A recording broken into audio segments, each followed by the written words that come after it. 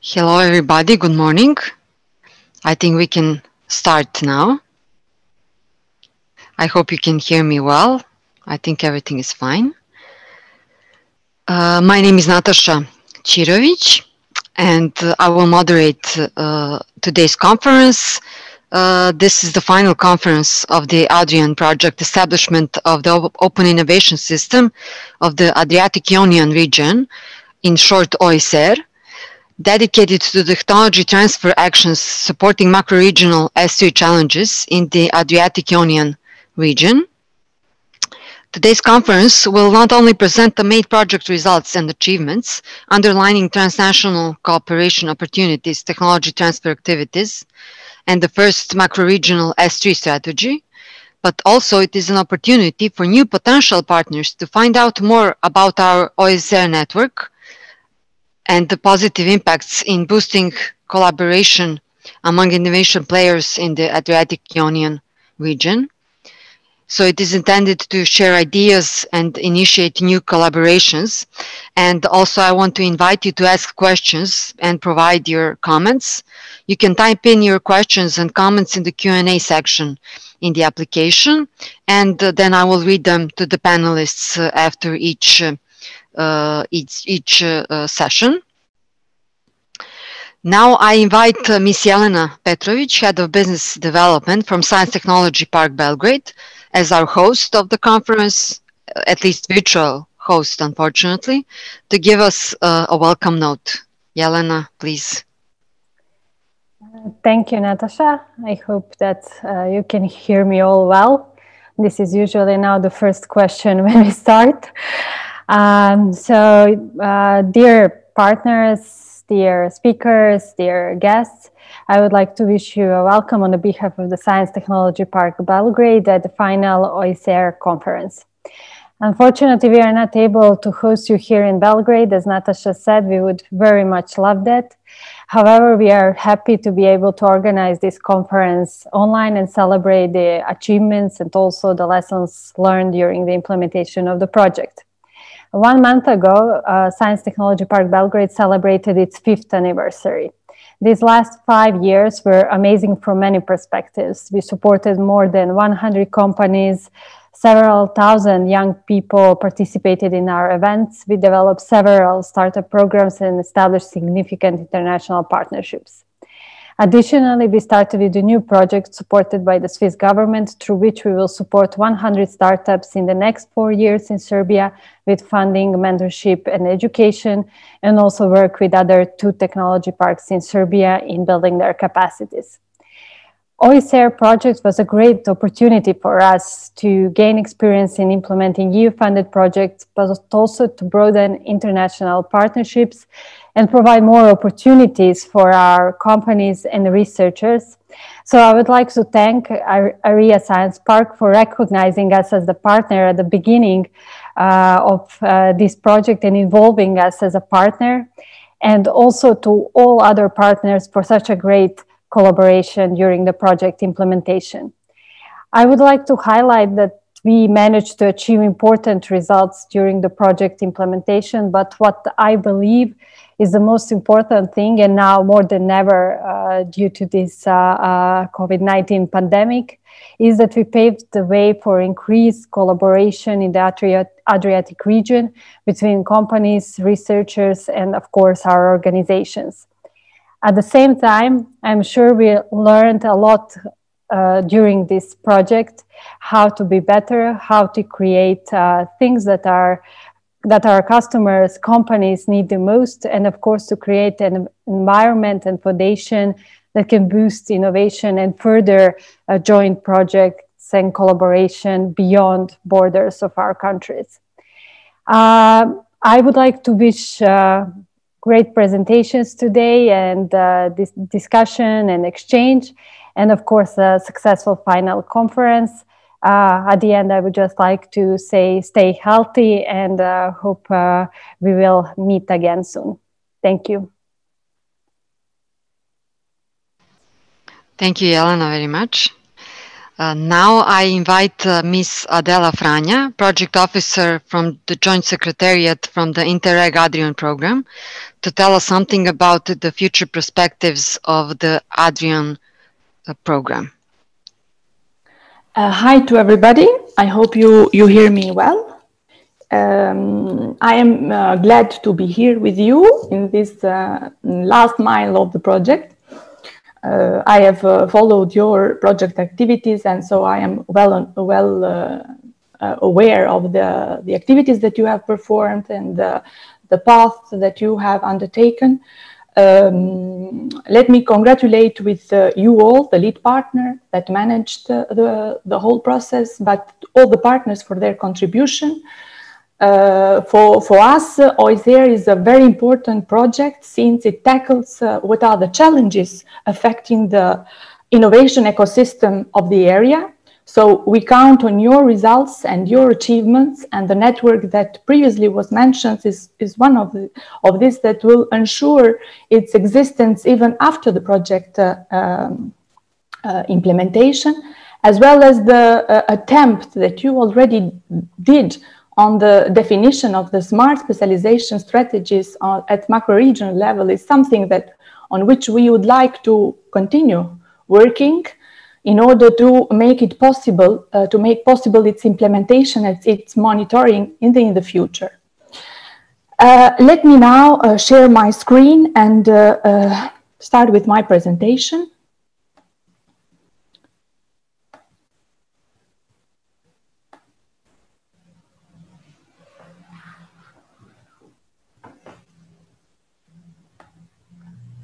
Do you see the screen?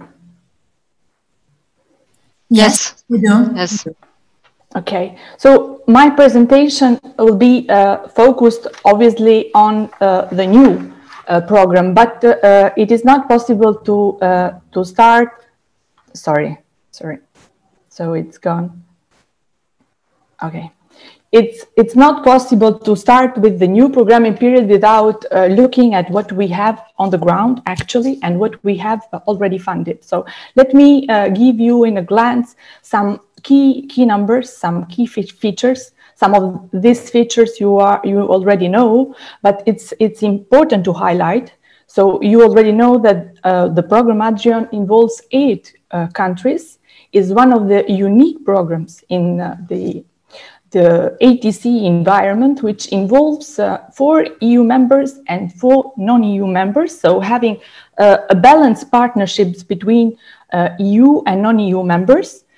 It has 99 million euros, which are very limited compared to the size of the area, as well as the priorities and actions that the program has envisaged to achieve. And on the other hand, this budget was not pretty balanced between ERDF and IPA funds allocated by the Commission. In this direction, the program has tried to undertake all the possibilities given by the EU regulation in order to balance as much as possible this budget allocations, allowing in this way the IPA countries to participate fully in the implementation of the projects and the program itself. The program has been designed based on trying to give an answer to the EU 2020 strategy for a smart, sustainable, and inclusive growth, and in clear accordance with the OIS-AIR action plan. So based on these premises, the program has identified 4 axes. The first was devoted to innovation, environment and transport, and 1 dedicated to OIS-AIR governance. In relation to the innovation, specific attention has been given to a number of fields as blue and green growth, but even tourism and transport that were considered as the areas where the Adriatic-Ionian area has the highest competitive advantages. As I said before, the program is even the program of reference of OIS-AIR strategy and has dedicated a specific axis to the strategy. financing and supporting its operational administrative support to the structures that are governing the strategy. So far, the program has have launched and concluded 3 calls for proposals, and in these calls, has adopted several methodologies coming from bottom-up and top-down methodologies, but even open calls, targeted one, or predefined calls with activities and outputs to be reached. And this has been done in order to make the projects fitting more to the needs and to the OIS-AIR priorities. In line, in the framework of these 3 calls, 72 projects have been funded, out of which 17 are related to innovation, and the innovation tackled in different perspectives, encompassing sectors from green sea mobility to tourism, fishery and aquaculture, bioeconomy, social innovation, renewable energies, and so. And these projects involve quite 555 project beneficiaries coming from the whole area. What is important to highlight, even though the program has a very limited amount of budget, the area showed a high dynamism during the implementation of the calls. So we get the request for funds 12 times higher than the allocated amounts in the first call, and 9 times in the framework of the second call. This dynamism is compared even to other areas, has been shown to be more higher, even related to the other transnational programs. Actually, we have completed we are signing actually the 3rd call project proposal contracts, and we have allocated 100% of the EU funds devoted to the program. Looking at the beneficiaries involved, these slides would like to give you an overview of how these 555 beneficiaries are distributed in the area. If you look, you have a quick look at the slide, you see that Italy has the highest number.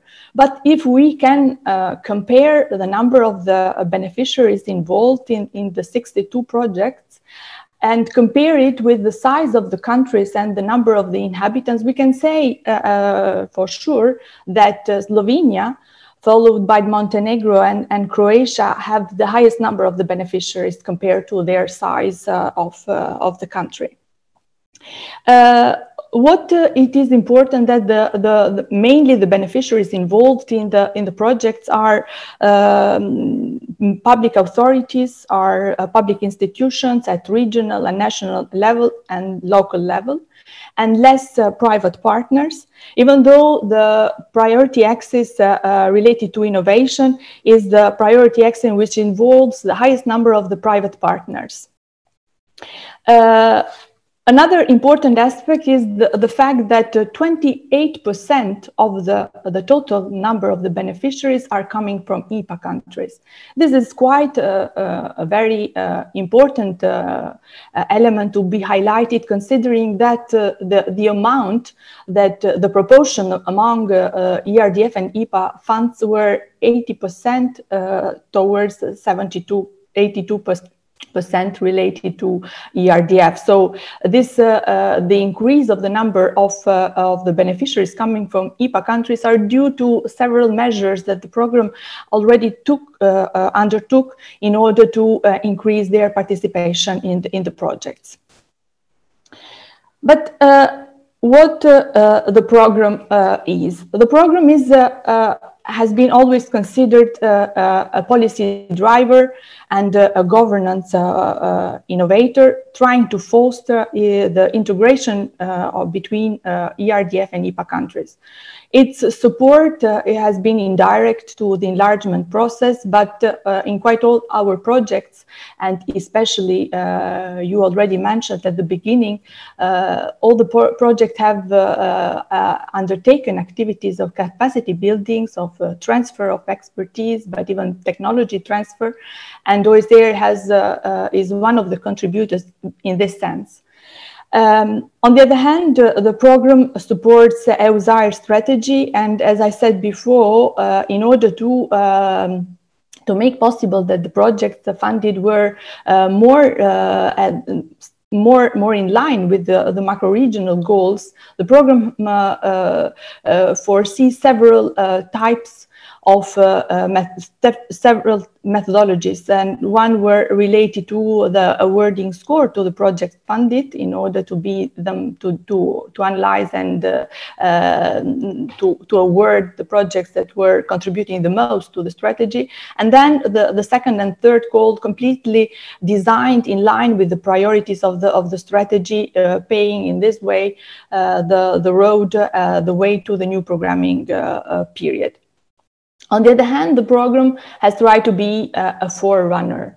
So, and in this direction, your project have supported it through undertaking a road not previously tackled by the other projects and programs, the one of designing a pilot macro-regional smart specialization. In this direction, it was from the first time that we see this type of strategies trying to go out of the silos and trying to identify the sectors are of highest relevance in the area.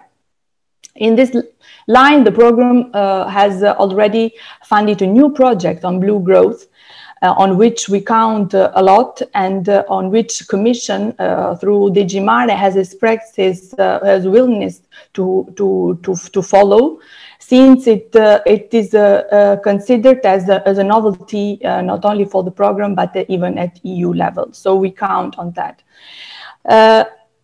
This approach has been even undertaken by the program, having in mind what will be the next. And in this line, we have started last year even the capitalization process, selecting and grouping the projects based on their feature in 5 thematic clusters. The first was related to the blue growth and related smart growth, on which OIS-AIR project participates and is giving its contribution. The results of this work of capitalization, but even cross-fertilization, which will bring to the definition of the new project ideas to be funded in the next programming period, but even some policy recommendations to be taken into account during the negotiation part with the EU policymakers, but even during the implementation of the program, will be at the end of this day presented to you by the coordinator of the cluster, Professor Nikotakis. But the work has not been focused only on the blue growth, but even on the coastal and marine environment, on tourism in terms of cultural and natural destinations and heritage, as well as on the transport dedicated, on which we have dedicated two clusters, one devoted to the integrated multimodal sustainable water and land transport, and one dedicated to the urban and interurban low carbon intermodal mobility for passengers. Let's now go to the new programming period. The main features that we can say. So the program area will not change substantially. So in the area, it will be a new entry. So North Macedonia is the new country which is joining the program, bringing the composition of the program, 4 EU members and 5 EU non-members, EPA countries, and which for sure will bring the program towards a more cohesive and integrative dimension. Actually, the program is working on based on the draft EC regulations, which is expected to be approved by the Commission at the beginning of February 2021. The Commission has already sent an orientation paper underlining the areas on which the program should be focused in the next programming period, and the program has already commissioned a territorial analysis to identify the needs that the program has to tackle in the area. On the other hand, at the program level, a task force, it is already established, composed by a representative of all the countries involved, and this structure will be in charge for the design of the new program, which is going in parallel with the EC regulation approval, and in order to avoid losing time. An important milestone that has been reached is the reconfirmation of the managing authority of this programming period, even for the next programming period. This is a decision that has been taken a few days ago. So the managing authority, the Emilia-Romagna region, will continue being the managing authority even for the next programming period. And on the other hand, we have already worked in close collaboration with the task force representatives for the identification of the main stakeholders to be involved in the consultation process that we have already launched at the beginning of this month. But where we are, the Adrion task force, based on the main findings of the territorial analysis, the indication of the Commission, as well as an internal analysis that we have already done on the projects that we have funded in this programming period, identified the policy objectives that should be tackled in the next programming period. The 3 policy objectives identified is the one related to a smarter Europe, clearly focused on the innovation and promoting innovative and smart economic transformation. The second one on a green and low carbon economy, Europe, as well as the third one towards a more connected Europe for enhancing mobility and regional ICT connectivity. Along with the one specific objective, Interreg specific objective, which is dedicated to the enhancement of capacity building for public authorities and stakeholders implementing macro-regional strategies. The task force were obliged to select 3 policy objectives based on the limit posed by the draft regulations, which requires concentration to 3 ERDF policy objectives. What is important to highlight is the fact that the program would like to ensure the thematic continuity and to concentrate its efforts on the thematics which have the highest impact of, which can provide a wide transnational scope. And in this context, we would like to focus on environmental and biodiversity preservation, but even on the promotion of innovation and transnational and macro-regional ST3s among our areas of concentration. The EC Commission recommends that the future program is concentrated mainly on the specific and limited challenges which can bring benefits and spill over in the region. And what is important also to highlight that the PO1, which is devoted to innovation, will run also in close collaboration and coordination with other programs supporting innovation in the region, as the mainstream programs of ERDF and EPA or Horizon, and the future 5 component foreseen by the Commission related to the interregional innovation investments. Based on these premises, the program has launched this consultation with the stakeholders in order to focus mainly the activities of the next programming period on the main aspects important and relevant for the stakeholders. In this context, we have proposed all the 4 specific objectives foreseen by the policy objective 1. So the one related to enhancing research and innovation capacities, related to digitalization, enhancing the growth and competitiveness of SMEs, as well as relating to the development of skills for smart specialization, entrepreneurship, and industrial transition. Stakeholders have the possibility to rate these objectives based on their relevance and identify which are, according to their opinion, the most relevant that need to be tackled in the framework of the next programming period. On the other hand, the stakeholders have even the possibility to identify and rate which are the tools and the actions that should be supported the most by the new programs, having in mind that we are actually working in a transnational program. The stakeholders has already a list of all the possibilities to be tackled inside a project funded by a transnational program, going from the demonstration projects, the capacity building initiatives, but even definition of transnational networks or strategies or initiatives to encourage multi-level governance and so on. But let's see one by one the type of the actions that we have proposed to the stakeholders based on the findings of the territorial analysis, but even based on what our project have put it on the ground and have implemented so far.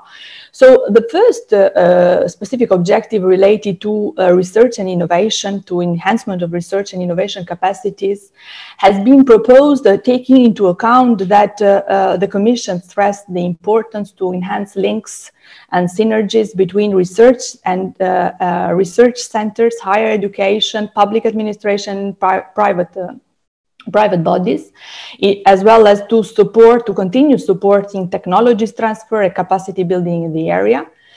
And taking in consideration even the recent reports of the OECD, which highlighted the considerable West and East divide that exists in terms of co-patents and scientific publications co-authored in the area.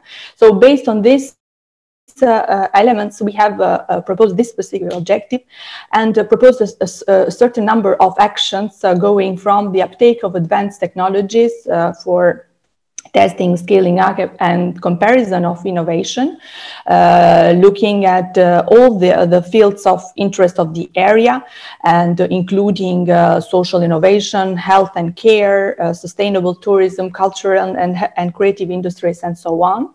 Support the development of smart specialization strategies at transnational and macro-regional level. And here we are thinking of continue the work that we have already started with your project, even in the other areas that you have identified as of highest relevance for the area, as well as for putting on the ground in the implementation of the existing pilot asset 3 that you already designed. Including also even the monitoring of these strategies, as well as the implementation of the so-called important phase of for the implementation of the strategies in the entrepreneurship discovery process, which is which allows that these strategies are really called smart specialization strategies based on the local needs.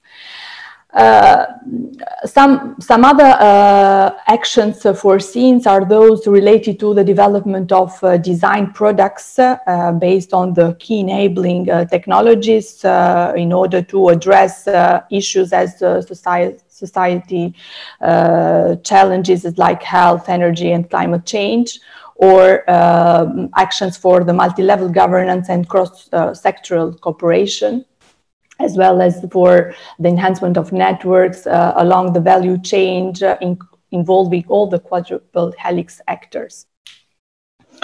As well as the exploring and testing eco-innovation solutions and technologies, and promoting the green economy approach in the areas of energy, mobility, tourism, agriculture, but even fisheries and aquaculture.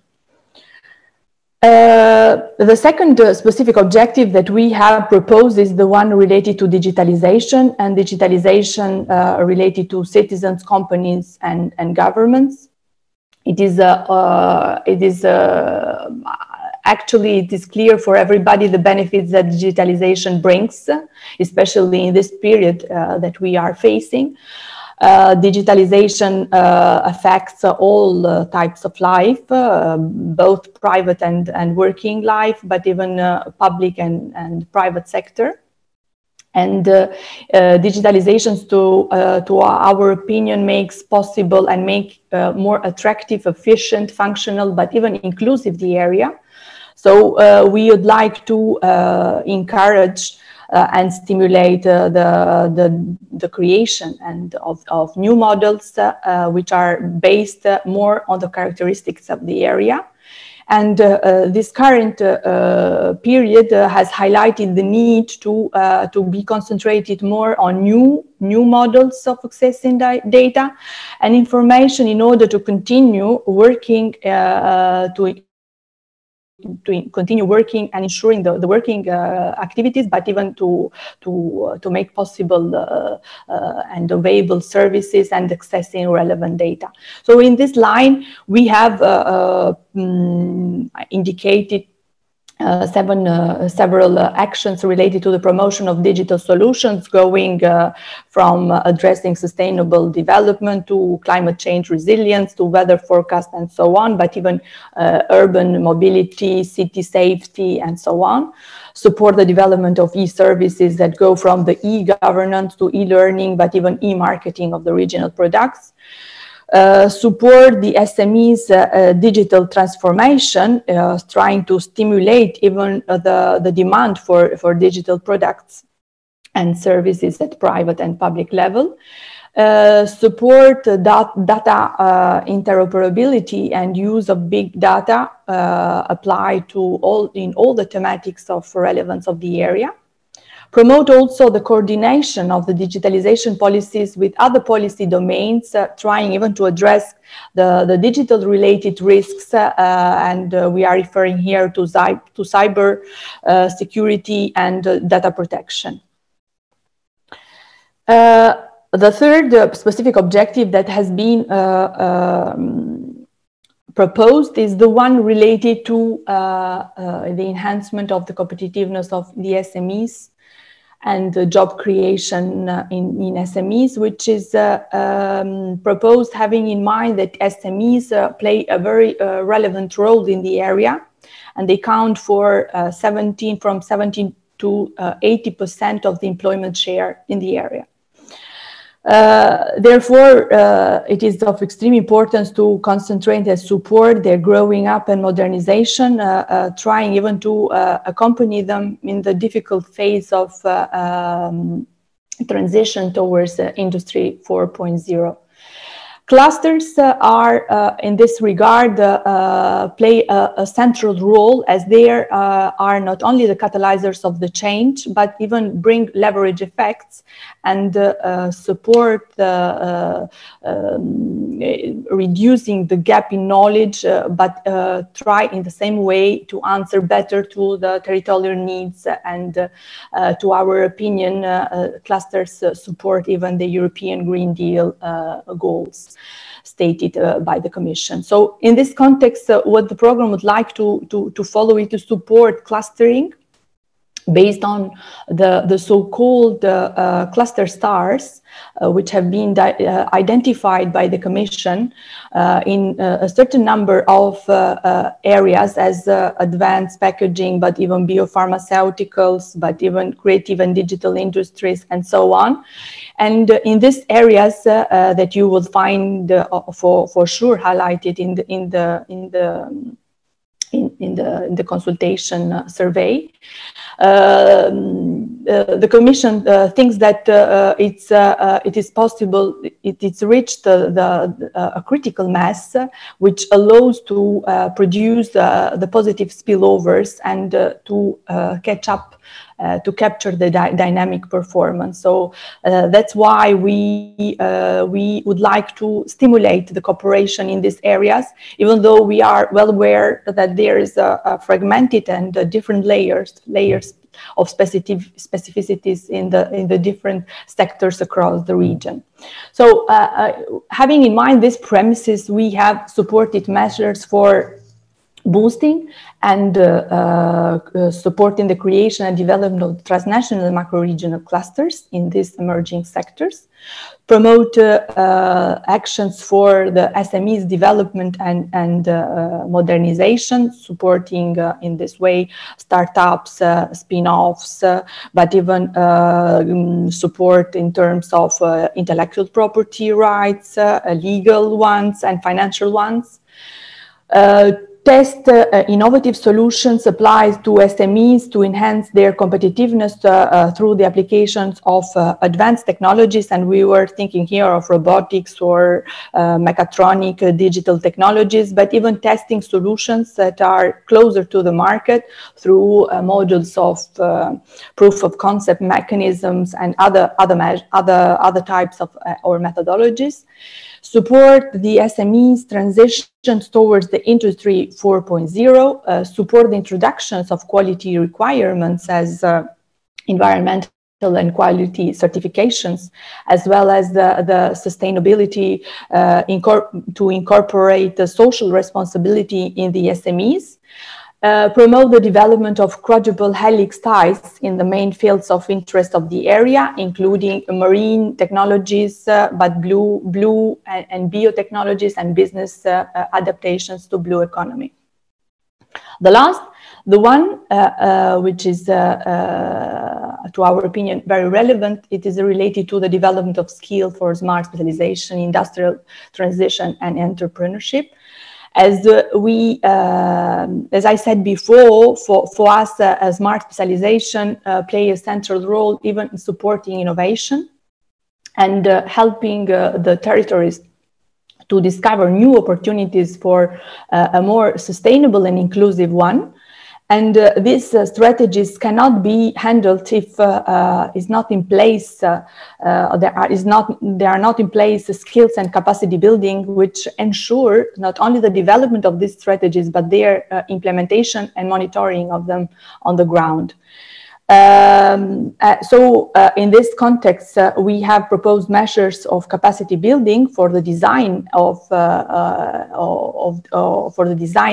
these strategies and their implementation. Capacity building not only to smart specialization, but even to answer and to respond better to the challenges affecting the area, going from demographic challenges, but demographic change, aging society, migration, regional disparities, and so on, but even for enhancing the social innovation, sustainable culture and tourism, or for the introduction of new techniques and technologies which support the enterprises, as well as for the monitoring of the skill gaps affecting the labor force and the negative effects affecting the labor market.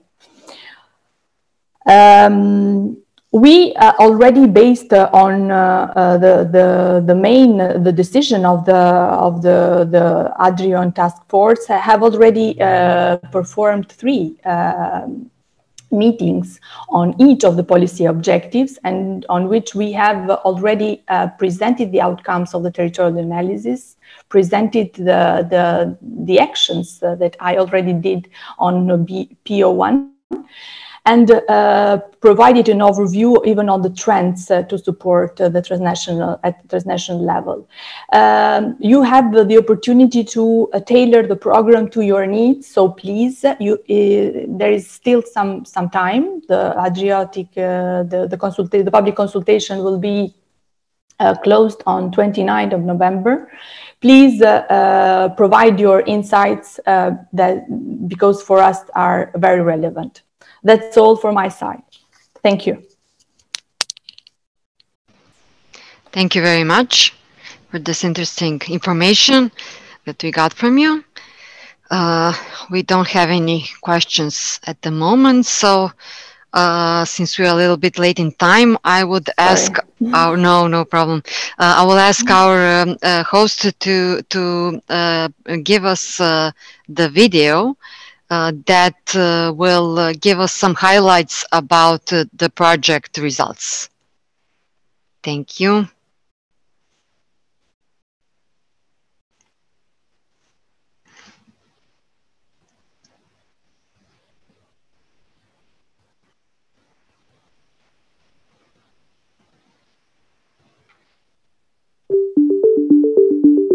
Started in 2018, the OIS-AIR project established the open innovation system of the Adriatic-Ionian region, with several key benefits for the whole innovation ecosystem. By means of a network of transnational innovation players, OIS-AIR achieved definition of the first pilot macro-regional S3 for Adriatic-Ionian region, defining key macro-regional development trajectories in most promising sectors. Setup of the Innovator platform, for the exchange knowledge, technologies and innovation opportunities. Organization of proof of concept call, and provision of 10 innovation vouchers to support the best transregional research-driven innovation projects. Delivery of over 150 free of charge innovation services to businesses.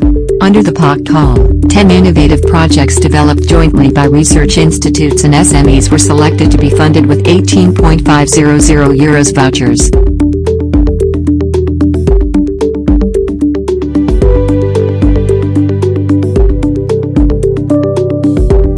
Biopesticides showed many advantages towards the chemical pesticide in terms of sustainability, mode of action and lower toxicity, as well as lower price of the production. The control of plant diseases, which are responsible for the loss of at least 10% of globally produced food, is very important to maintain the quality and the productivity of the food in the entire world. So, in that reason, we co-developed formulation and the products which could be used in sustainable agriculture in the future. The POC call pushed research-based innovation in SMEs. About 100 research results were collected from research institutions and 65 projects proposals were applied.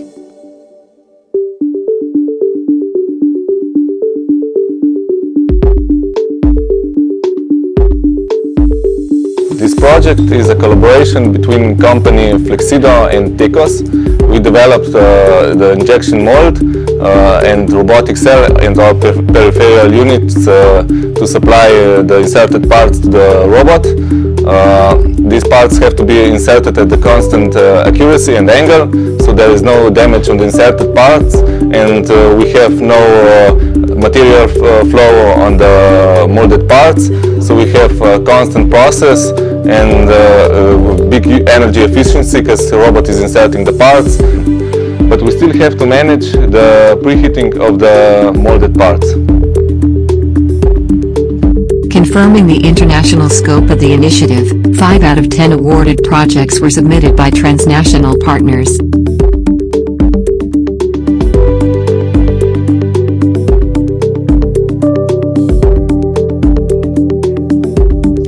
The challenge we are trying to address within this project is developing a tool for designing by a computer a peptide, a small peptides that can then be used as a sensing unit in a sensor for recognizing a specific molecular target.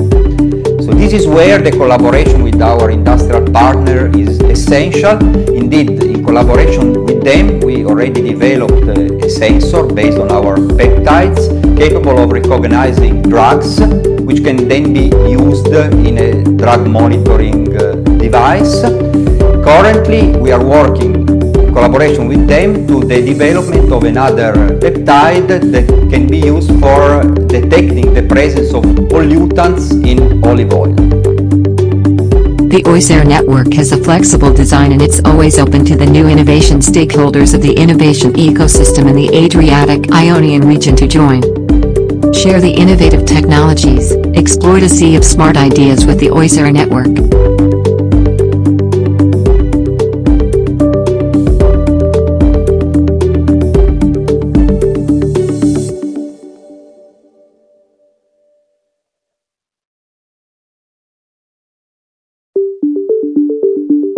Started in 2018, the OIS-AIR project established the open.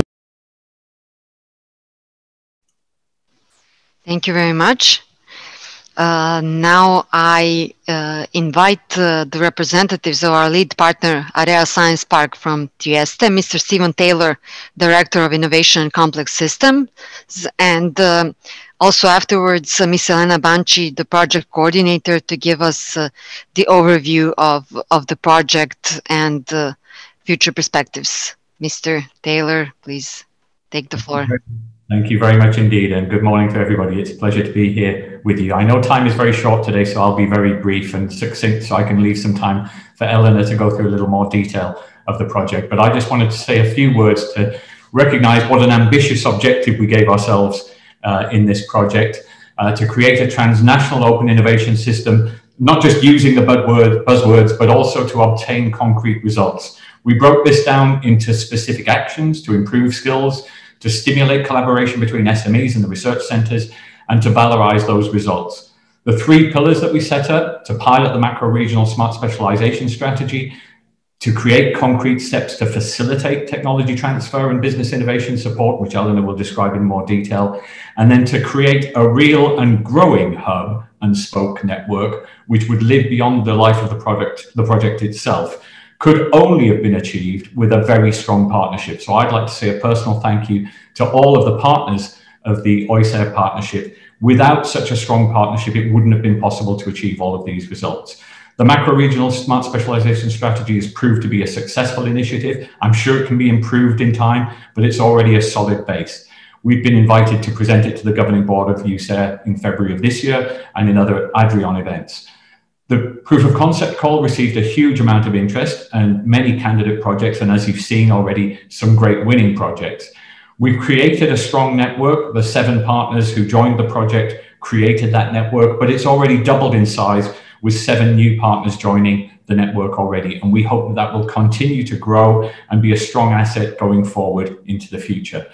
Capitalization actions have already begun. 2 follow-up projects, the Blue-AIR Adrion project and the Blue Biomed Mediterranean project, involving partners from this partnership. So the 3 pillars: the pilot macro-regional smart specialization strategy, the technology transfer and business innovation support actions, and the network, which is a crucial element of going beyond the lifetime of the project, have all been implemented successfully thanks to the strong and active partnership of all members of this partnership. So without further ado, I'll hand you over to Elena Banci, who's been the driving force behind this project from our point of view as a lead partner. As often occurs in these projects, my role was at the very beginning of the process to suggest some of the ideas that would make it very challenging and difficult to do, and then hand it over to Elena to figure out how to do it and to work with a very strong partnership to get it done. So Elena will now tell you a little bit more about what was achieved, and I wish you all more success through the OIS-AIR network and beyond, and going forward into future activities together. Thanks again, and good luck to everybody. Elena. Thank you, Stephen. Thank you for your nice and inspiring introduction to my presentation. So I'm going to show some concrete results of the project by means of a presentation. Just give me a moment to present it on the video. Okay, that's it. Okay.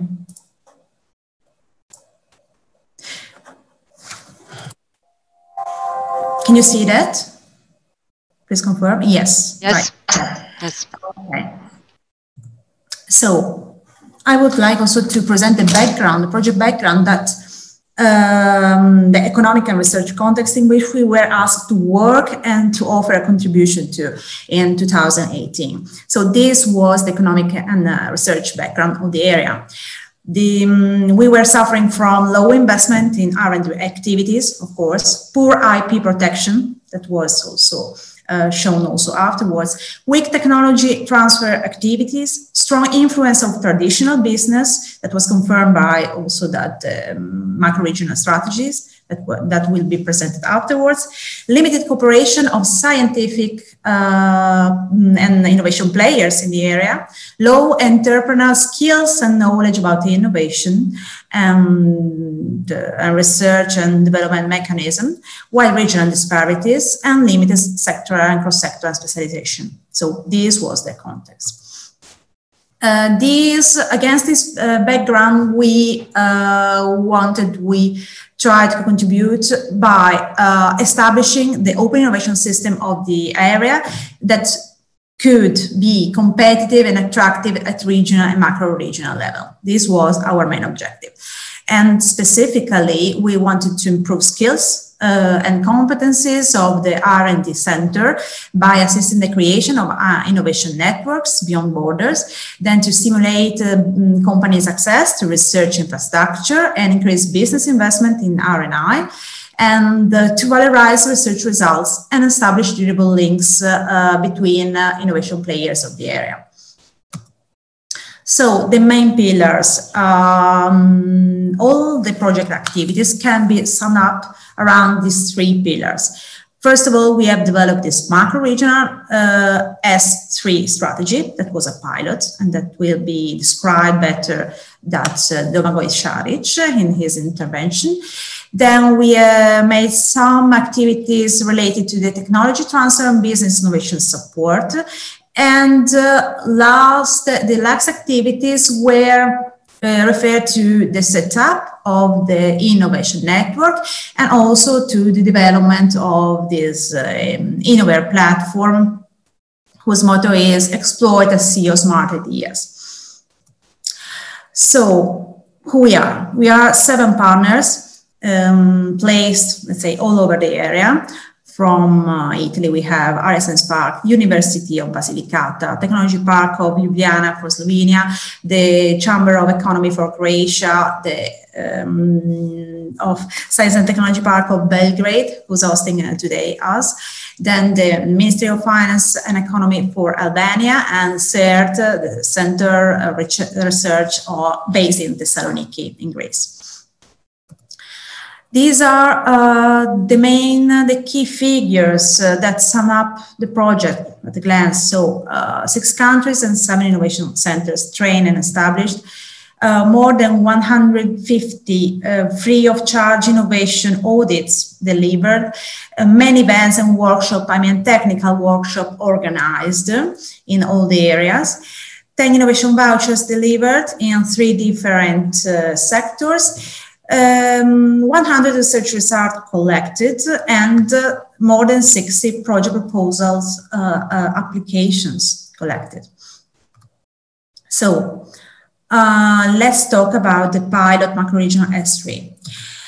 I'm going only to say that it really represented a challenge for our partnership, a challenge for the work package leader that was in charge of developing it. And because, there were not so many academic or policy reports about its feasibility, applicability, and practical implementation. So I will then, in the next speech, we will talk about how we try to develop this pilot macro-regional S3, and also with the intervention of Mr. Alex Namus from JRC, we will go further in detail about the concept of macro-regional S3 and the limits that it still has, okay, in the application. Referring to the second pillar, technology transfer and business innovation, here we have addressed 2 main initiatives, which are the proof of concept call and the business innovation audits that I'm going to describe much more in detail. Referring to the proof of concept call, it was initially a national-based activity that ARIA developed twice, and the challenge here was to move it transnationally, and by means of the call addressing public universities, research institute, and also companies active in the field of transport and mobility, energy, environment, agrobioeconomy, to express their ideas, to show their ideas, and to compete also one with each other. The objective was that of course, encouraging technology transfer activities to accelerate the transformation of early stage technologies into commercial solution, and also to exploit patents. The output was that of providing and funding 10 innovation vouchers worth €8,500 each to fund experimental and testing activities. How was it organized? So we started in May 2019 with the launch of the POC call by means of several technical workshops. And by means of some scouting activities, we managed to collect 100 technologies all over the Adriatic-Ionian territory. Then the call for project was launched, and in September, we collected 75 joint applications made by research institutions jointly with companies. Then there was an evaluation period. It's worth highlighting that here we wanted to, we decided to use the same indicators for the evaluation that the Horizon 2020 program used. So excellence, impact, and implementation. And in addition, we also we wanted to award the transnational added value of the proposals, okay, by giving an additional score to a transnational proposal. As a consequence, we selected, well, 5 out of 10 innovation projects which were awarded were applied by transnational applicants. Then these applicants started their activities in, let's say, December, and unfortunately, due to the COVID virus situation, the pandemic situation that's still going on, these activities closed down in September this year. So the awarded projects that also were presented, 3 of them were presented also in the video, were 10. We moved from the University of Belgrade to 2 applications from the University of Padua, 2 applications from the University of Maribor, 1 from TECOS, a research center based in Celje, University of Parma, University of Udine, 1 for the University of Ljubljana, and 1 for CISA in Trieste. Also, in addition to the initiative of the proof of concept call, the project wanted also to offer to the whole Adriatic-Ionian area 150 at least innovation audits that were organized locally, but wanted to create a network and to support businesses to create international R&D collaborations, both with public institutions or with other companies in the area. So how did it go? Following following an initial audit, experienced auditor belonging to the 7 innovation centers assessed the company's innovation needs, the innovation management, and also the new innovation idea. And in the end, by means of the audit, they try to improve the company's innovation capacities and, of course, open up to new international collaboration. It's worth saying here that the audit services are still ongoing, so businesses are still invited to ask for this kind of service. That once again, I remind you that it's free of charge, totally free of charge, and funded by the program. Last but not least, the OIS-AIR Hub and Spoke network. It is represented first by a tool, that's the OIS-AIR.net platform. That's not only, a website, not at all. It was not meant to be that. It is, a web-based marketplace of the Adriatic-Ionian region, an area of knowledge, innovation, technology, initiative, and opportunities exchange. Overall, about related to the 5 areas of innovation. Most prominent innovation that were identified by means of the macro-regional smart specialization analysis. And it is a virtual environment for the coordination of the operations, so backward operations of the OIS-AIR network. We, thanks to this platform, we managed transnationally, all the proof of concept code, and it was not easy, not at all, but it was really a success. So here it is, our platform, and this is a sort of soul of the project, but also of the network that will, among partners, among other valuable innovation players that wanted to join this network, that will, of course, continue to work after the project. We are in mid-2019, we decided to sign a collaboration agreement that founded the network. The first signatories were the partners, but during this week we enlarged the network to other 7 new members. And this enlargement, the composition of the new partnership, of the new network, will be described just soon after by Peter Medica of the Naučno-tehnološki Park of Ljubljana within his presentation. So this is the project, and this is the main outcomes. But we are now, let's say, close to the end of the project, but we have already collected some opportunities to follow up this experience, to capitalize some of the main outputs of the project. And for example, we applied under the last Adrion call for a strategic project that is called Blue-AIR. We gained the funding, and as you can see from this slide, some of the topics that are presented are one of the pillars of the OIS-AIR, are still there and will be capitalized, but in a way much more targeted to the blue growth sector. Another initiative that has already started in September is another project called Blue Biomed, that is funded by the MED program, and it is targeting blue bioeconomy. Here again, macro specialization strategy is one of the key pillars, and here it is interrelated with the sustainable development goals that we have to promote, of course, in all our next projects. So that's it for the project.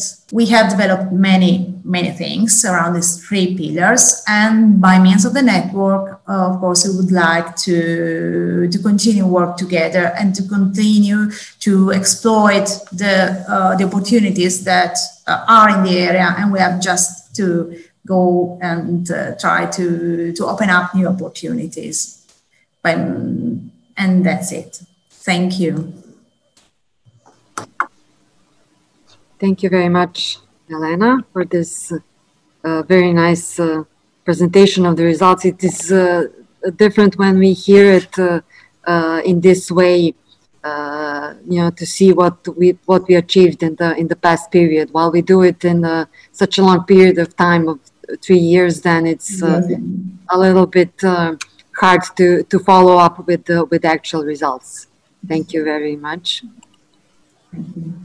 I invite now our colleague, Mr. Domagoj Šarić from the Croatian Chamber of Economy to tell us more about the pilot macro-regional smart specialization strategy that was developed for the Adriatic-Ionian region, and to tell us about what are the most promising sector, what were the findings of the specialization strategy.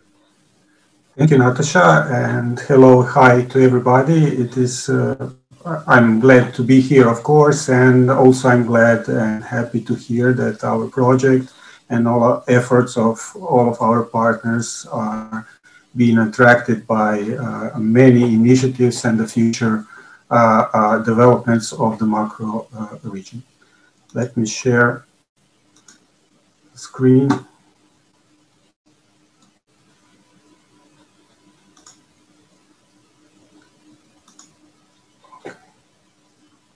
Are you seeing my presentation?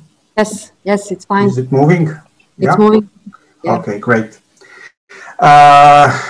Today I will present how we delivered and developed a macro-regional smart specialization strategy. As Elena and Mr. Taylor earlier said, it was a challenge, so I will explain how this challenge is transformed to a document that we delivered. So my presentation will consist of four parts. In the first part, I will tell you about the methodology and the concept for delivering the pilot strategy. The second part will show the main results of the pilot strategy. Then the framework, how strategy is structured, and the strategy fit, how all elements and capabilities of local smart specialization strategy and the OIS-AIR strategy has fitted together to present the whole picture.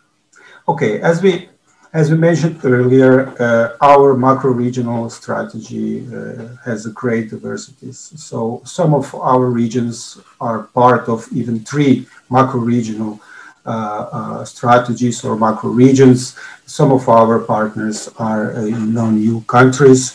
Some of our EU member states. So great diversity, great challenge, and as European Commission said, we should also pay attention that no one leave behind.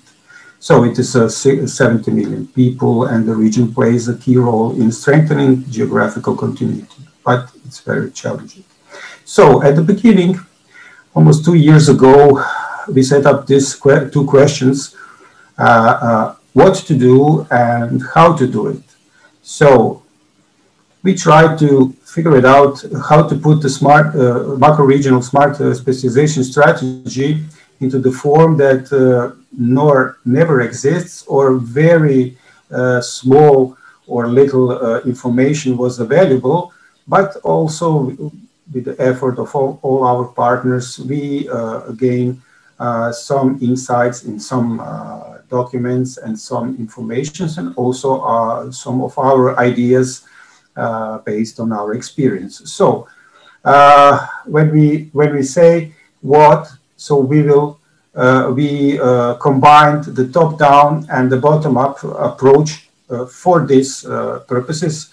Top-down was a macro-regional strategy and the challenges that OIS-AIR already set, and the bottom-up as the resources found in a lot of smart specialization strategy within the macro region.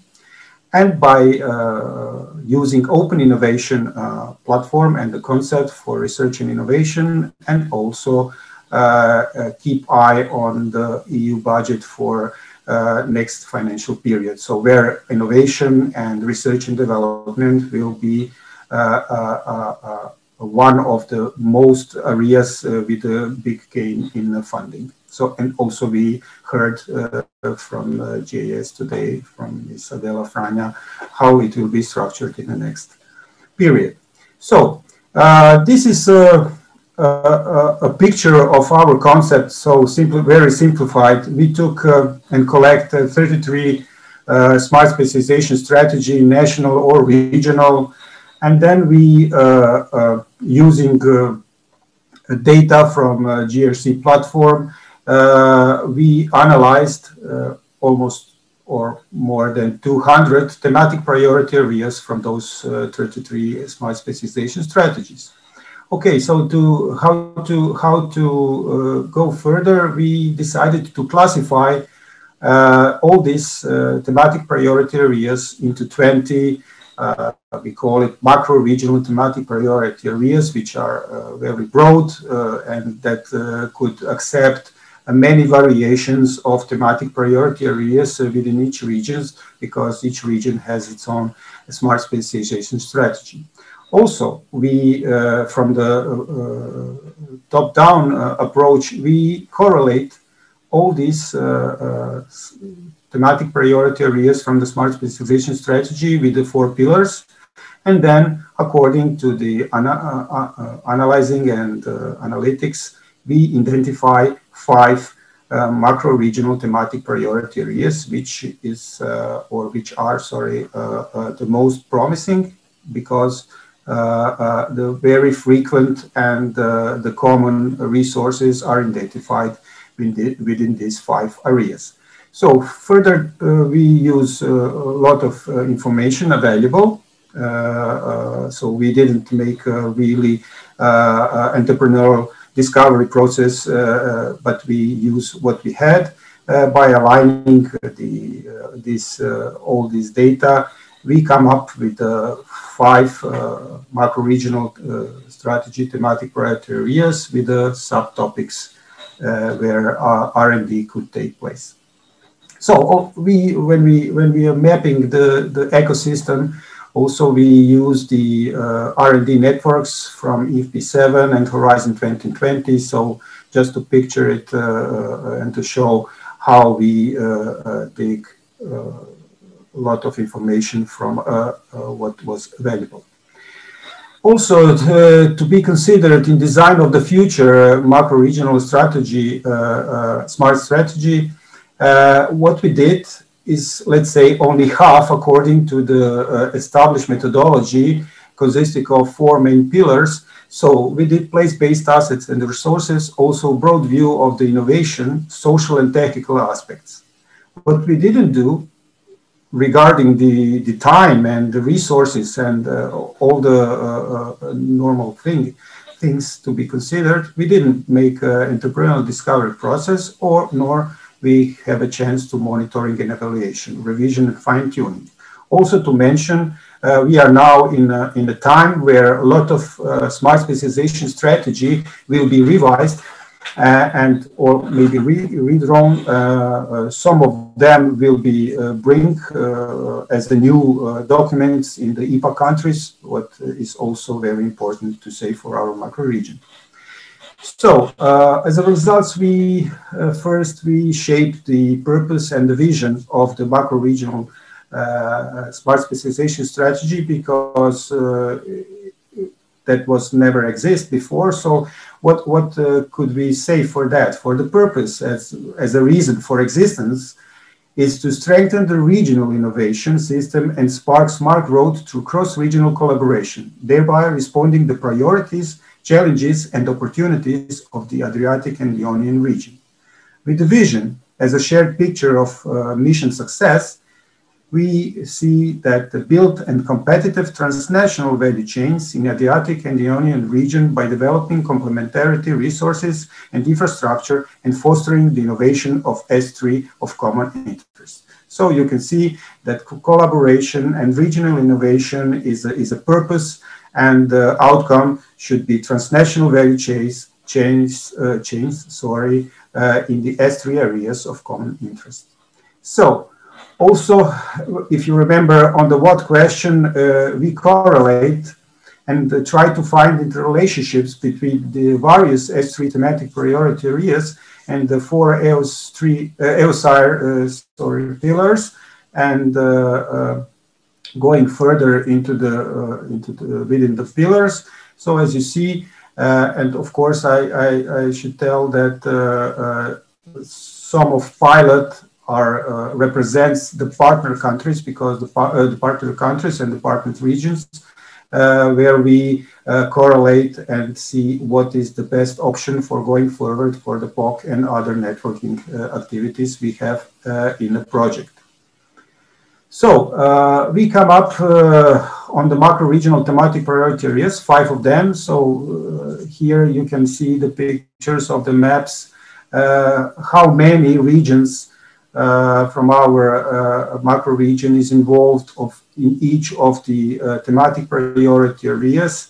It's a broader areas, so we set up those 5 areas where these first three, agrobioeconomy, energy and environment, and transport and mobility was the base for the POC call. And then tourism and culture with the health and medicine as an additional to the macro-regional strategy, smart specialization strategy. And we have here some kind of a diagram for setting up the strategy. So in the agrobioeconomy, the sub-thematic priority area, agrobioeconomy is very large, so it can be almost anything. So we're narrowing down this based on the trends, both global trends, industrial trends specific for the thematic priority areas, and the consumer trends to narrow down the thematic area. So we said healthy and functional food with emphasis on the sea and freshwater food. Look for the OIS-AIR pillars. And here we have subtopics for research and development, innovation. So advanced processing and packaging solutions with the outcome to maintain food security, quality, and perishability. So the second one is food safety and traceability as an important factor for public health. Smart solutions for personalized diet as enabling personalized solutions, higher quality and affordable monitoring. The second one, energy and environment, we're narrowing down to the integration of distributed energy resources. So as a first subtopic, integration of renewable energy sources, energy storage systems, and demand-side management systems to secure the sustainable energy mix in the region. Database services and solutions for energy efficiency planning, including for infrastructure upgrading or retrofitting, so energy and cost savings. And the smart grid solutions with a broad mix of technology for modernizing electricity network. Third is a green coastal and maritime mobility. So with the hybrid subtopic of hybrid propulsions and vessel energy efficient systems, we should aim to green coastal and maritime mobility. With coastal short sea-based intelligent transport systems, ITS, ICT upgrade with the outcome of ICT upgrade of existing naval traffic management. And with the smart port solutions, we should upgrade and digitize port operations, infrastructures, and services. So we have 2 additional, tourism and culture, with a smart and creative upgrade of cultural tourism. So I will not read each of them. The next one is a new and sustainable health models. So also the health and medicine as the most frequent one in each S3 smart specialization strategy of each region or country on a national level is present. So we put here also subtopics of common interest where health tourism is also one, let's say, cross area with the tourism. So how we set up the strategy and the structure. So in this strategy pyramid is consists of, let's say, 4 main elements: the purpose, mission, vision, and goals. So what we did, we divide this pyramid into 2 parts. The first parts, purpose and the vision, will be common for all macro-regional smart sub-thematic priority areas, and the mission and goals will be different for each.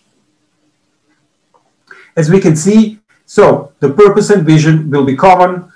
Through the mission and goals, we will tackle and enhance and encourage the R&D and innovation activities in each of the thematic priority areas. So we set up, or we bring 5 missions. So for the transport and mobility, green and smart interface to the hinterland, which is very clear what is aimed for such a great and wide thematic priority area. With the energy and environment, to energize natural diversity with affordable and integrated renewables. So if we consider our macro region with a great environmental and biodiversity wealth, so it is very important to tackle this one. For the food, fresh and safe Mediterranean diet delivered from its source. So Mediterranean diet is famous, so why not to use this celebrity term to tackle the change in value chains in our region. To encourage the transformation of healthcare to improve health and well-being for the health, and enhanced territorial experience to the synergies of culture and creative industries. So for each of this mission, we set up the subtopics which all correlate with the mission and try to achieve the goals. And if you can see, and I can add 2 years ago when we start to develop this strategy, and now we can see that the majority of our work is very good, aligned and compatible with the Green Deal, one of the pillar strategy for the European Union. So, as a strategy elements, we use a source from Mariana Mazzucato and mission-oriented research and innovation in the European Union, which is also used on several parts of the European strategies. And it says, okay, if we set up a clear and targeted mission to achieve, to solve a complex challenges, we use a mission projects and portfolio of projects and bottom-up experimentation to focus and channel all our efforts and channel the projects toward the mission success, to the mission and the challenge success of the solving the challenges. So analogy is here. So we set up the macro-regional smart specialization strategy purpose with the vision and challenges as a common thing, and each of macro-regional thematic priority area with its mission and the sub-thematic priority areas and the subtopics as a place for our innovation and research projects. I can emphasize here that these subtopics are mainly solution-based, and the key enabling technologies and technologies which can be supportive to the solutions to tackle the mission and solve the challenges. So that was some kind of base for our thinking. Also, as a framework, global and regional value chains are also meant as a good tool, because the 30% of global trade is in global value chains, and global value chains are sometimes the best of the best. So it's a high league of production, manufacturing, and services, and we can see here that global value chain participation in the region is most in the more advanced countries, technology-wise and economy-wise, but the trade within the Adrian region is opposite. So those countries who are much participated in the global value chains are less trading with the Adrian region. So there are also a good potential for enhancing this economic linkages within the region. Also, the value chains are transforming. When we put this diagram or this graph here below, it was I think one and a half year ago, but today in the pandemic and the technology development, it's more let's say true that digital value chain pushing the production and manufacturing on the lower values of the value chain, and R&D and marketing and after sales in the higher value chain, value position. So as a fit, as you can see, when you read it from the left to the right or from the right to the left, there is a story, there is a line, a consistent line for each subtopics, which are combined together in the purpose and the vision. So that's it from me, and thank you very much. I am open for your questions later. Thank you very much, Domagoj. I want to thank you also for this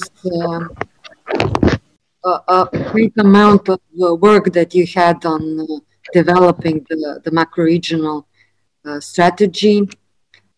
So we helped a little bit, but the main part of work was basically on your part of the team. So thank you for that. Now I will like to invite Adrion, senior expert on smart specialization from the Joint Research Center of the European Commission, to tell us about the S3 state-of-the-art and opportunities within the Adriatic-Ionian region. Mr. Gramosh, please take the floor. Hello, can you hear me? Yes. Okay, let me try to share the screen. Can you see the screen? Not yet. Yes, it's here. Yeah. Okay. Many thanks. Firstly, many thanks for inviting me. I hope that this connection will hold, because we are here in the middle of some kind of storm with a very heavy rain. So hopefully it will last for those 20 minutes that I have.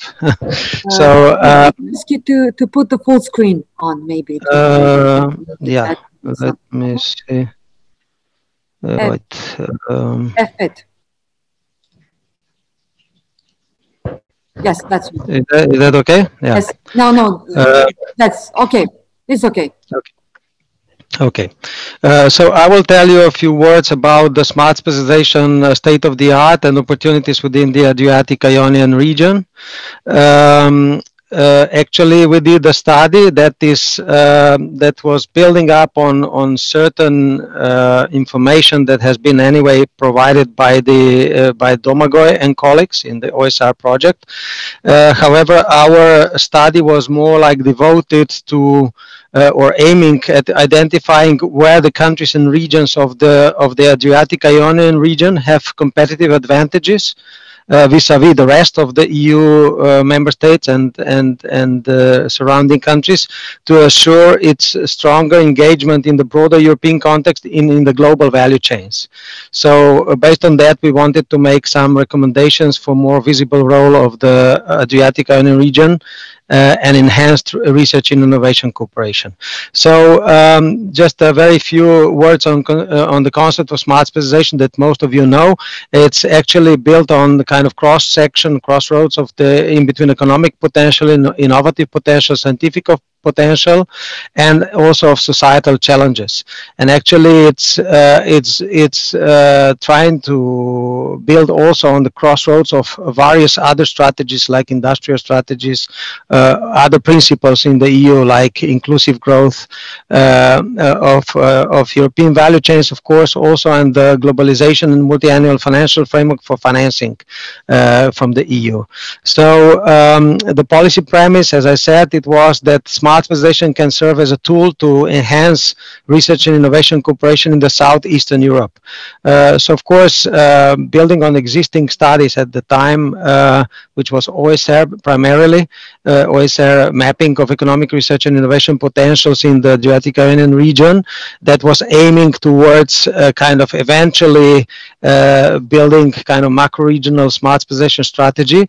Our methodology was basically taking the research and innovation benchmarking, which is relative research and innovation specialization by Horizon 2020 participation, clustering smart specialization domains and priorities in the in the kind of, because they are usually encoded like bottom up, so it needed to have some clustering in order to get to the main areas of specialization, and then also review the specialization by those clustered domains through the IA33 tool.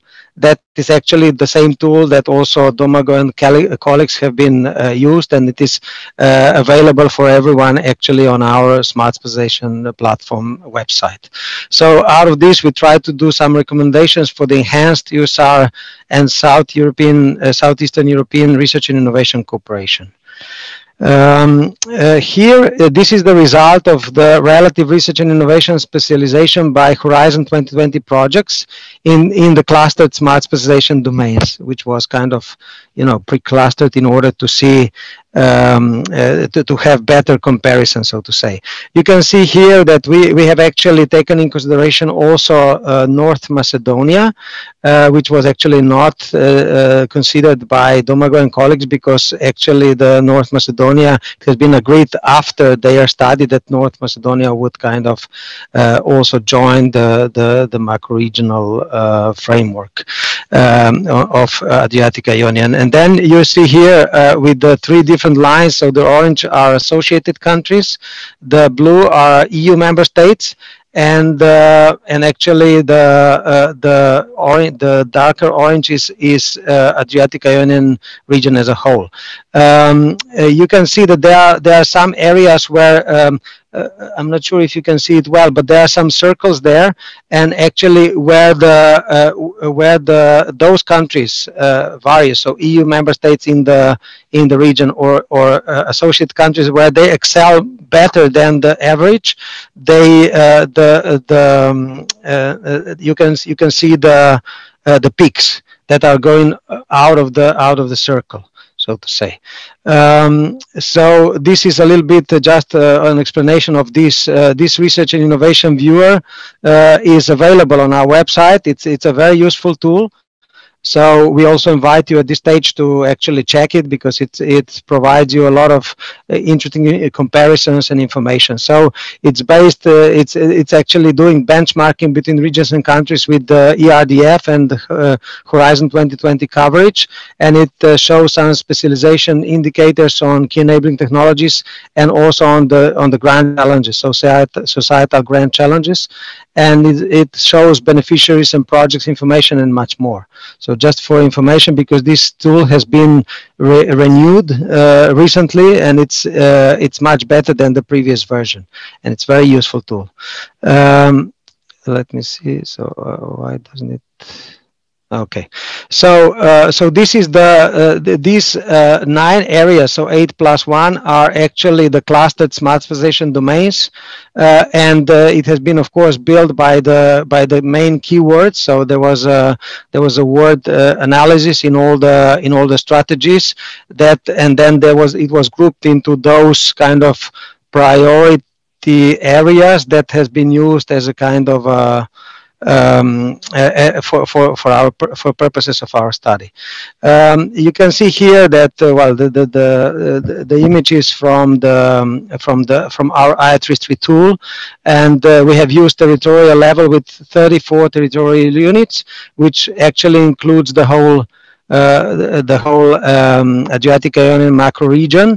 Well, actually, North Macedonia is not mentioned here. The issue is that for North Macedonia and for Albania, there is no smart specialization priority, so to say, because these two countries, they are still in the process of designing of their smart specialization strategy. However, we could use for North Macedonia some results from the quantitative mapping of economic research and innovation potentials that could be then compared with the data that we did have for the Horizon 2020 participation. Something similar was done for Bosnia-Herzegovina and for Albania, but we used for Bosnia, we used basically the priorities in their research strategy, which is, of course, which has been built not on the smart specialization principles. So this has been kind of top-down areas agreed of prioritization. So of course this study will need to be kind of updated once these countries would actually have their smart specialization priorities. So this is actually, in total there were 184 smart specialization priorities that were actually clustered in these 8+1 smart specialization domains, as you can see here. And what you can see immediately by the figures, the number of related smart specialization priorities in the Adriatic-Ionian territories, is that some of them are quite well represented. On the right, you have also the coverage that of these areas that in the EU-SAIR priority actions. No? So the parallel with the pillars. So you can see here that there are quite a lot of numbers of possible cooperation in the areas of better societies, sustainable energy, climate and environmental sciences, agri-food, and health and well-being. So the next slide actually shows this more in particular. Note that the totals actually mismatch the line sums in some cases, because certain smart specialization priorities address more than one Adriatic-Ionian priority areas, no? And in the other cases there are different S3 priorities that address one particular priority area in the Adriatic-Ionian. So out of that, actually we could identify a potential for the wider research and innovation collaboration with broader EU impact of the EU-SAIR area. You can see here that in particular the better societies, sustainable energy, climate, environmental sciences, and also agri-food and health and well-being are the areas where these countries, this region is doing quite well. In particular, health and well-being is more like is where Western Balkan countries are actually excelling more than the rest of the EU-SAIR partners. And similarly also in the ICT. You can see this asterisk, actually the Western Balkan, so the non-EU countries that are partners of the Adriatic-Ionian macro-regional strategy are doing better than the EU member countries, member states. It's also quite important. What I wanted to briefly touch upon is the participation, active participation in the thematic smart specialization partnerships.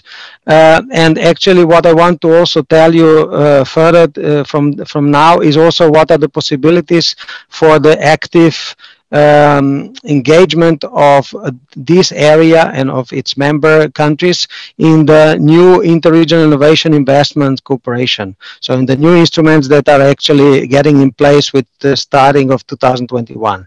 You can see here that there's actually, while there could be better, more active participation of these regions in the current partnerships, there are at the moment 33 thematic smart specialization partnerships across Europe.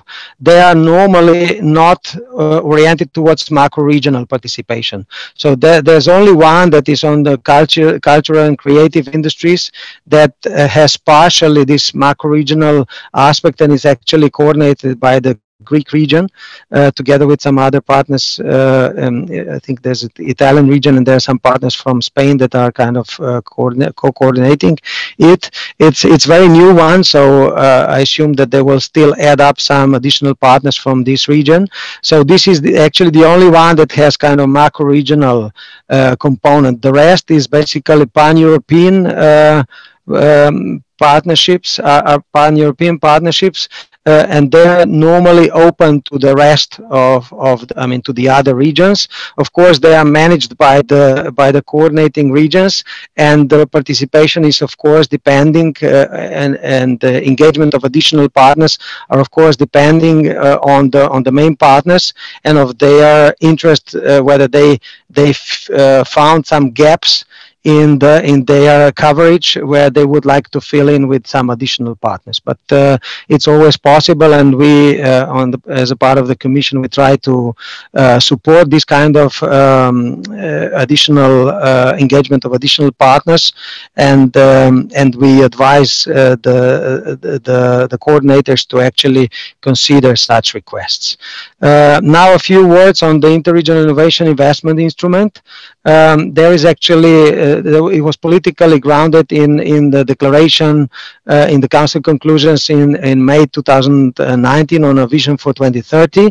It highlights the support the cohesion policy can bring in mobilizing investment in industrial competitiveness, industrial transition, and also taking into consideration smart specialization strategies, which is important in our case here. And it underlines the potential of the future single market program to boost industrialization through joint cluster initiatives, as well as the new Interregional Innovation Investment Instrument that I will tell you a few words about under the cohesion policy for the development of the EU value chains. So it has been, the basis for it has been pilot smart specialization projects. About a year and a half ago, DG Regio has actually decided to select some of those partnerships, some of those 33 now partnerships. At that point, there were about 25. So they selected a few of them as piloting the information on how to commercialize and scale up these interregional innovation projects that can create or reshape the European value chains, how to attract private investment for these promising innovation projects, and explore and strengthen the synergies between different EU instruments. So the ESIF and then also the FC instrument and the Horizon 2020 and the COSME. So based on that, this was the input for, the results from this pilot were the input for this new so-called I3 instrument, and let's see where are some opportunities for the enhanced EUSR-ESTRI cooperation from 2021 on. So these interregional innovation investments are meant to commercialize and scale up the interregional innovation projects, having the potential to encourage the development of European value chains. It has been known so far as component 5, and it is to be financed from the European Territorial Cooperation article that you have here. So it has been foreseen to have 11.5% of European territorial cooperation resources, which was originally total close to 1 billion euro. However, it has been later reduced by the multi-annual framework decision, financial framework decision. It should be implemented under direct and indirect management. So this is still kind of under discussion, and for whom it was at the initiative of the Commission, so that the European Regional Development Fund may support interregional innovation investments as set out in this article, and bringing together researchers, business, civil society, and public administrations involved in the smart specialization established at either national or regional levels. The Commission never got into this issue of where is the best level to develop smart specialization strategies. So it has been left to decision of the member states and of the countries and regions that have that are developing the smart specialization strategies. So the I3 financial advisory support for 3 strands. So investment into regional innovation projects, which is the most important one. Then the strand 2 is development of value chains in less developed regions, which is also very important partially for this particular macro region. And the third one is smaller, but it's devoting to learning activities, evaluation, and capitalization. I will not go into detail here because there is no time. So just about a few words about the possible implementation. I mentioned before that it is foreseen as direct management by the Commission executive body. So with the 1st of January 2021, a specific executive agency is being foreseen. that will take over actually most of the activities that so far JRC has been offered to support the thematic smart specialization partnerships. So, but it's also possible to have an indirect management. This will actually facilitate the implementation and also ensure alignment with the EU policies and priorities and enhance complementarities with actions under Horizon Europe and Single Market Program. And it should also simplify compliance with the state aid requirements, which are also quite an issue for the EU member states at least. The instrument should also cover third countries, which is very important for our partner countries here in the Adriatic-Ionian macro region, in line with the arrangements foreseen under the Horizon Europe proposal. So similar treatment as in Horizon Europe. This proposal and all the accompanying documents have been actually in public consultation until the end of September, and currently actually DG Regio is evaluating the feedback and should propose the next steps in the coming months. Now some recommendations from our study. That actually is building on the slides I've shown you previously. So the existing benchmarkings and comparisons are actually lacking the smart specialization and also updated research and innovation information for the Western Balkan countries partners. This is of course not the issue for Serbia and Montenegro that already have their smart specialization strategies in place, but it's an issue on the other countries that are also partners of the Adriatic-Ionian, which are Bosnia-Herzegovina, Albania, and North Macedonia. So there's very partial information there, and we look forward. Of course, we are supporting these countries in developing and designing their smart specialization strategies through another project with DG NEAR. So we look forward to the moment that they will actually have their smart specialization strategies, so that we will have exactly comparable information as for the EU member states and regions. Then the Horizon 2020 actual collaboration indicates strengths in some domains and relative research innovation specialization of countries and regions in the Adriatic-Ionian territory. Those are actually better societies, including services, tourism, and culture and creative industries, sustainable energy, climate and environmental sciences, and agro-food. However, there are also some specific areas like ICT and health and well-being, where the overall area is not so strongly represented. However, there are Western Balkan countries that are excelling in these areas better than the rest of the Adriatic, so better than the EU member states that are part of the Adriatic-Ionian region. The active engagement of this area and of Southeastern European territories in thematic smart specialization partnerships and in the European Strategic Cluster Partnership for Smart Specialization Investment. This is actually a specific activity that is supported by DG GROW and is focused in the clusters. So this is more like focused to the cluster policies.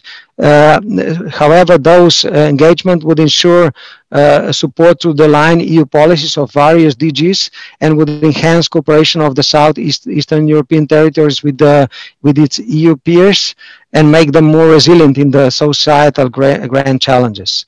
And also then research and innovation policies and cooperation support instruments in the region need to be improved to be more efficient for the region to be able to engage fully in the upcoming EU innovation cooperation instruments such as interregional innovation investment instruments that also I briefly presented here. So many thanks for your attention, and I'll be happy to answer any questions. Thank you very much for this nice extension and giving us this wider overview of S3 strategies and what is going on in wider regions as well. I don't see any questions for now, so I suggest we move on. I invite now Ms. Elena Donova from the JRC Competence Center on Technology Transfer to tell us about the trends in technology transfer and supporting the macro-regional ecosystems. Hi, Natasha. Good to see you virtually. Can you hear me? Yes. Okay, that's perfect. I tried now to share my screen.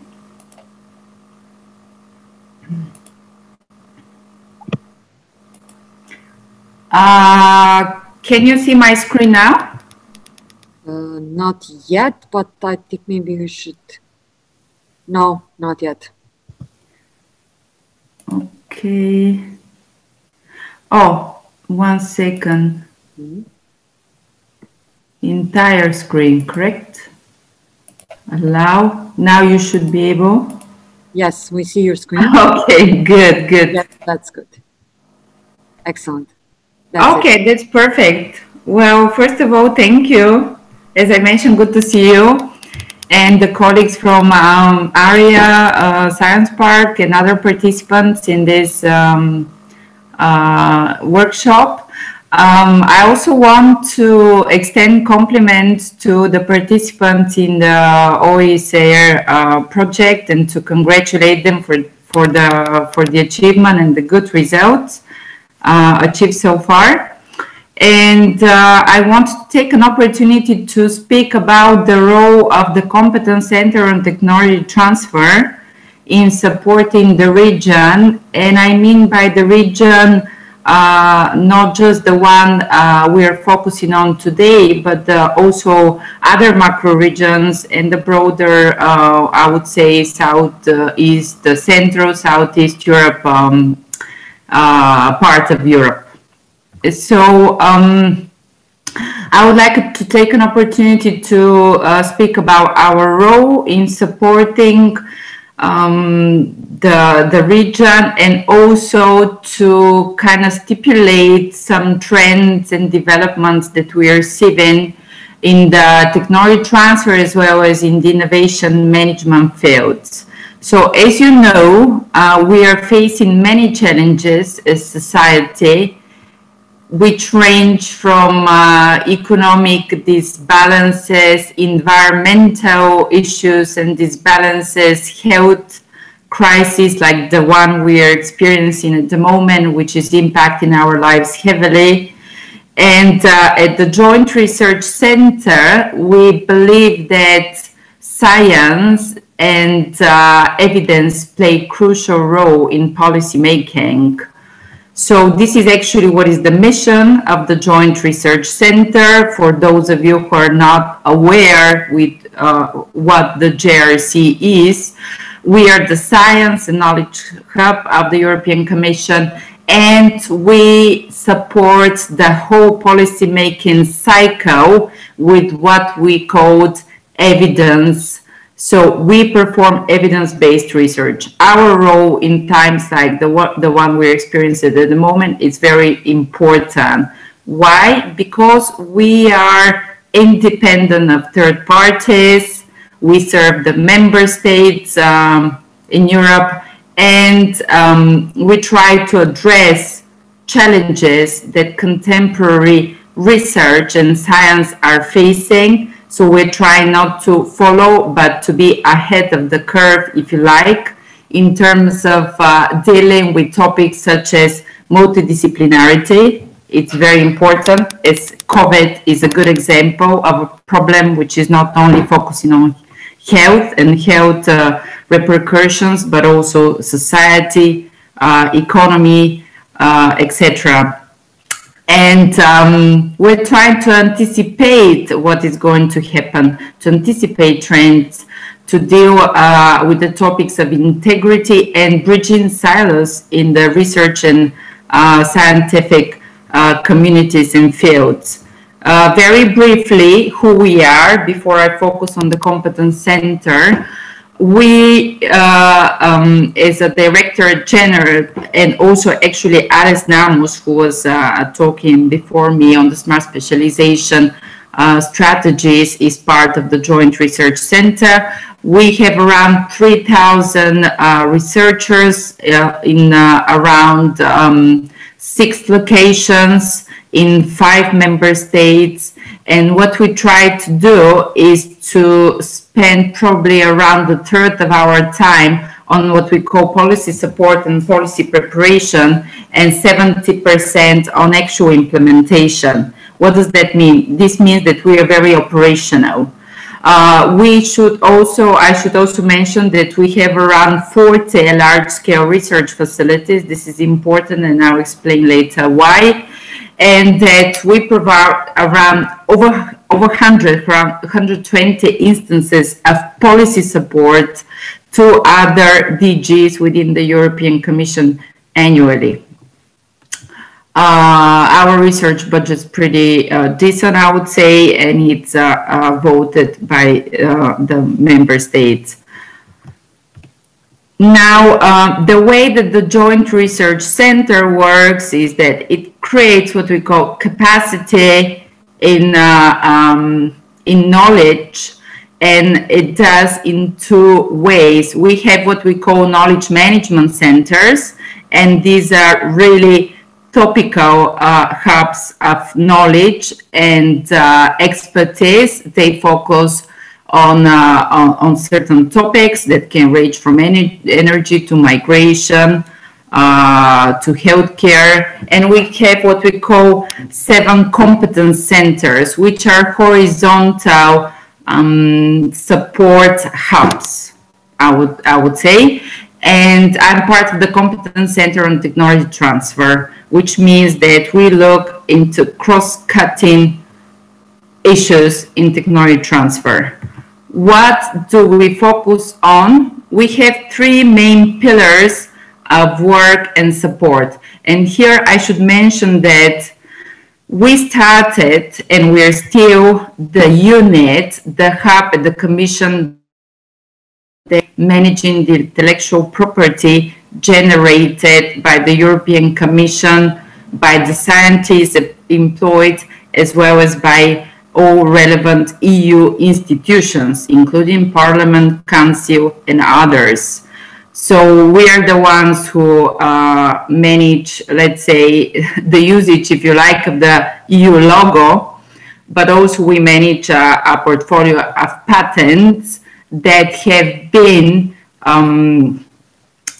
discovered, so to say, by researchers working on mandates under the Joint Research Center. So, utilizing this operational experience in technology transfer, because we actually file for patents, manage patents, and commercialize patents on behalf of our researchers, we have decided that we have enough experience to also support in a very specific way other DGs, such as DG Grow or DG RTD or DG Regio as well, with very concrete technical expertise in technology transfer. With the time, when we set up the competence center, we decided to zoom into the 3 main aspects of the technology transfer process, which include,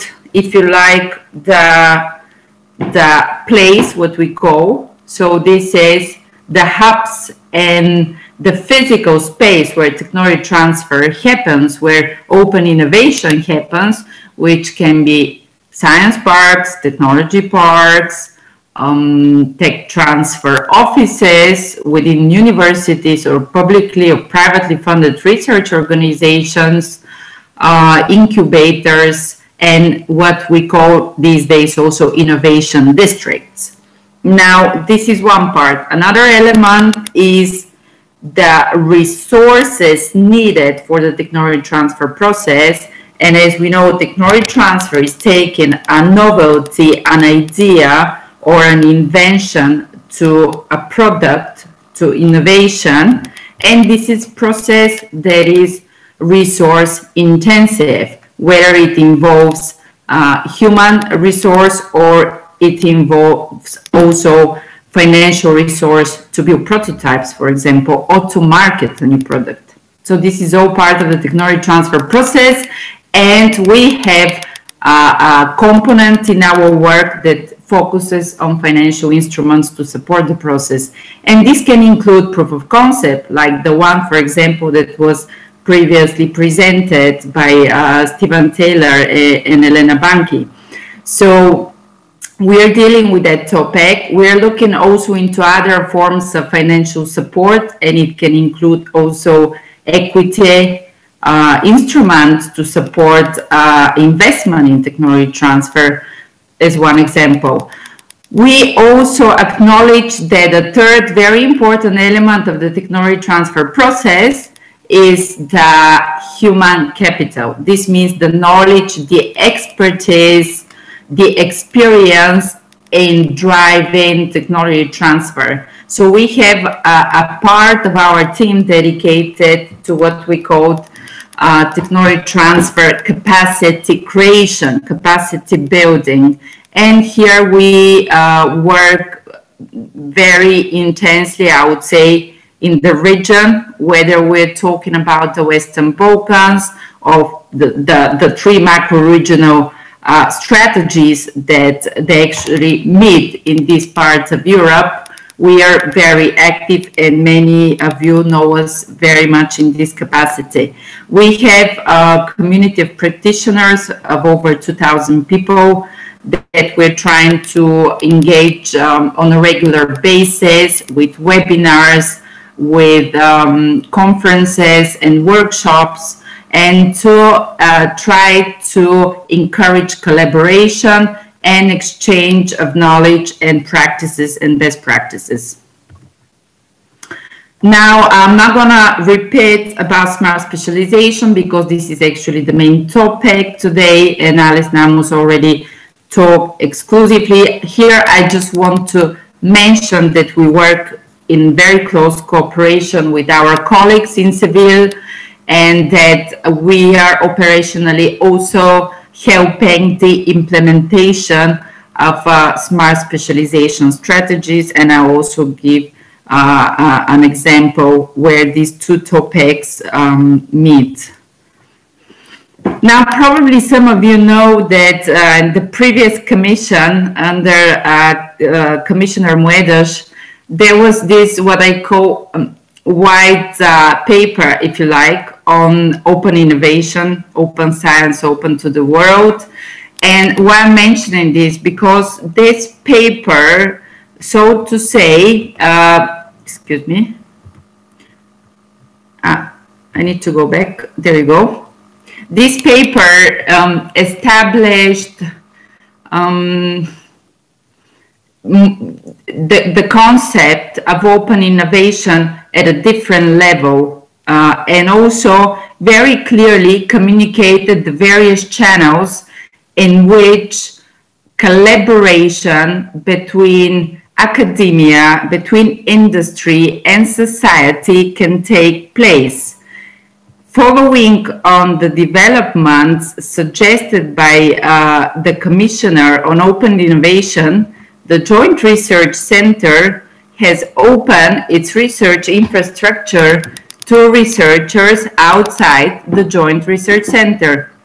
What does that mean? We started a program where, as a researcher from any European member state or associated country, you can actually apply for access and bring your research project to our infrastructure, as long as it is driven by what we call relevance to a policy area of significance for the EU. And of course, if it's market driven, meaning that this research project is an applied research project and has the potential to solve a societal challenge or problem. Later, we figured that this is not sufficient because somehow we are excluding a very important player in the ecosystem, which is the small and medium enterprises and, of course, the startups. Another element we were missing was the actual citizen. So what we decided to do at the JRC is to launch a living club project on our premises. The idea being that we will not only bring researchers or have our researchers involved, but we'll also bring industry and we'll bring citizens to our sites. And partially this is driven by the fact that in the process of co-creation, citizen engagement is crucial, and also innovation and open innovation should be establishing pillars for the increase of competitiveness of European SMEs. So at the moment we have 2 living clubs pilot calls, what we call them open still until I believe the end of the month or the end of December, I'm not sure, and they focus on future mobility solutions and future energy solutions. So if anybody in the audience is interested, they should definitely check on the Joint Research Center's website. Now, the Competence Center Technology Transfer is working closely with member states. And we are trying to help them solve problems related to their research and innovation in science ecosystems. So recently we completed a project where we gave strategic advice to 14 centers of excellence and competence set up in Bulgaria. Now, why is this important? First, I should note that these 14 centers of excellence and competence encompass all research capacity in Bulgaria, all research-focused universities and research-focused organizations. The theme under which they are split mimic the smart specialization priority areas of Bulgaria, and there are 4 of them. The support that we provided was very much linked to the organizational setup of these centers, issues related to research infrastructure, its exploitation, and state aid regulation, very importantly, and also on the topic of technology transfer and commercialization.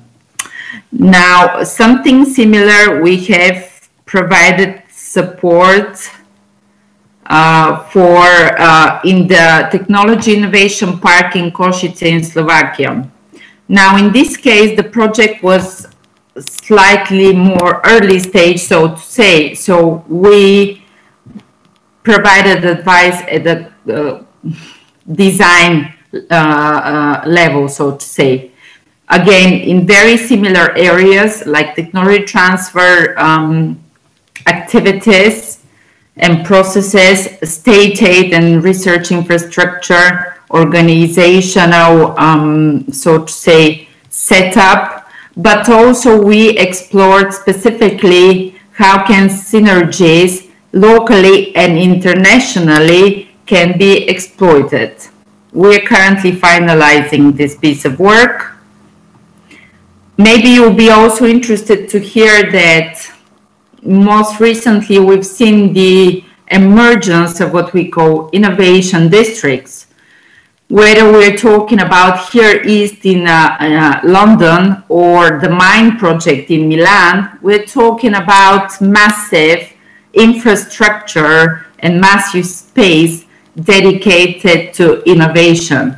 So at the moment, we are in the process of finalizing, and I believe it has been already finalized, a study which focuses on public-private partnerships with respect to innovation. What we have found out after completing the study is that there are numerous advantages to this type of collaborations, whether it is to do with transferring risk, whether it is to do with picking the brains of the private sector and bringing the best practices from the private sector, or whether it is to do with increased efficiency and quality of the projects. So if you're interested, I definitely recommend that you have a look and check our website. I should also mention a project that many of you probably have heard or participated in. It's another proof of concept scheme, but this one is really dedicated exclusively to the Western Balkan economies. We have launched this project at the beginning of the year, and now halfway through it, we have achieved some good progress.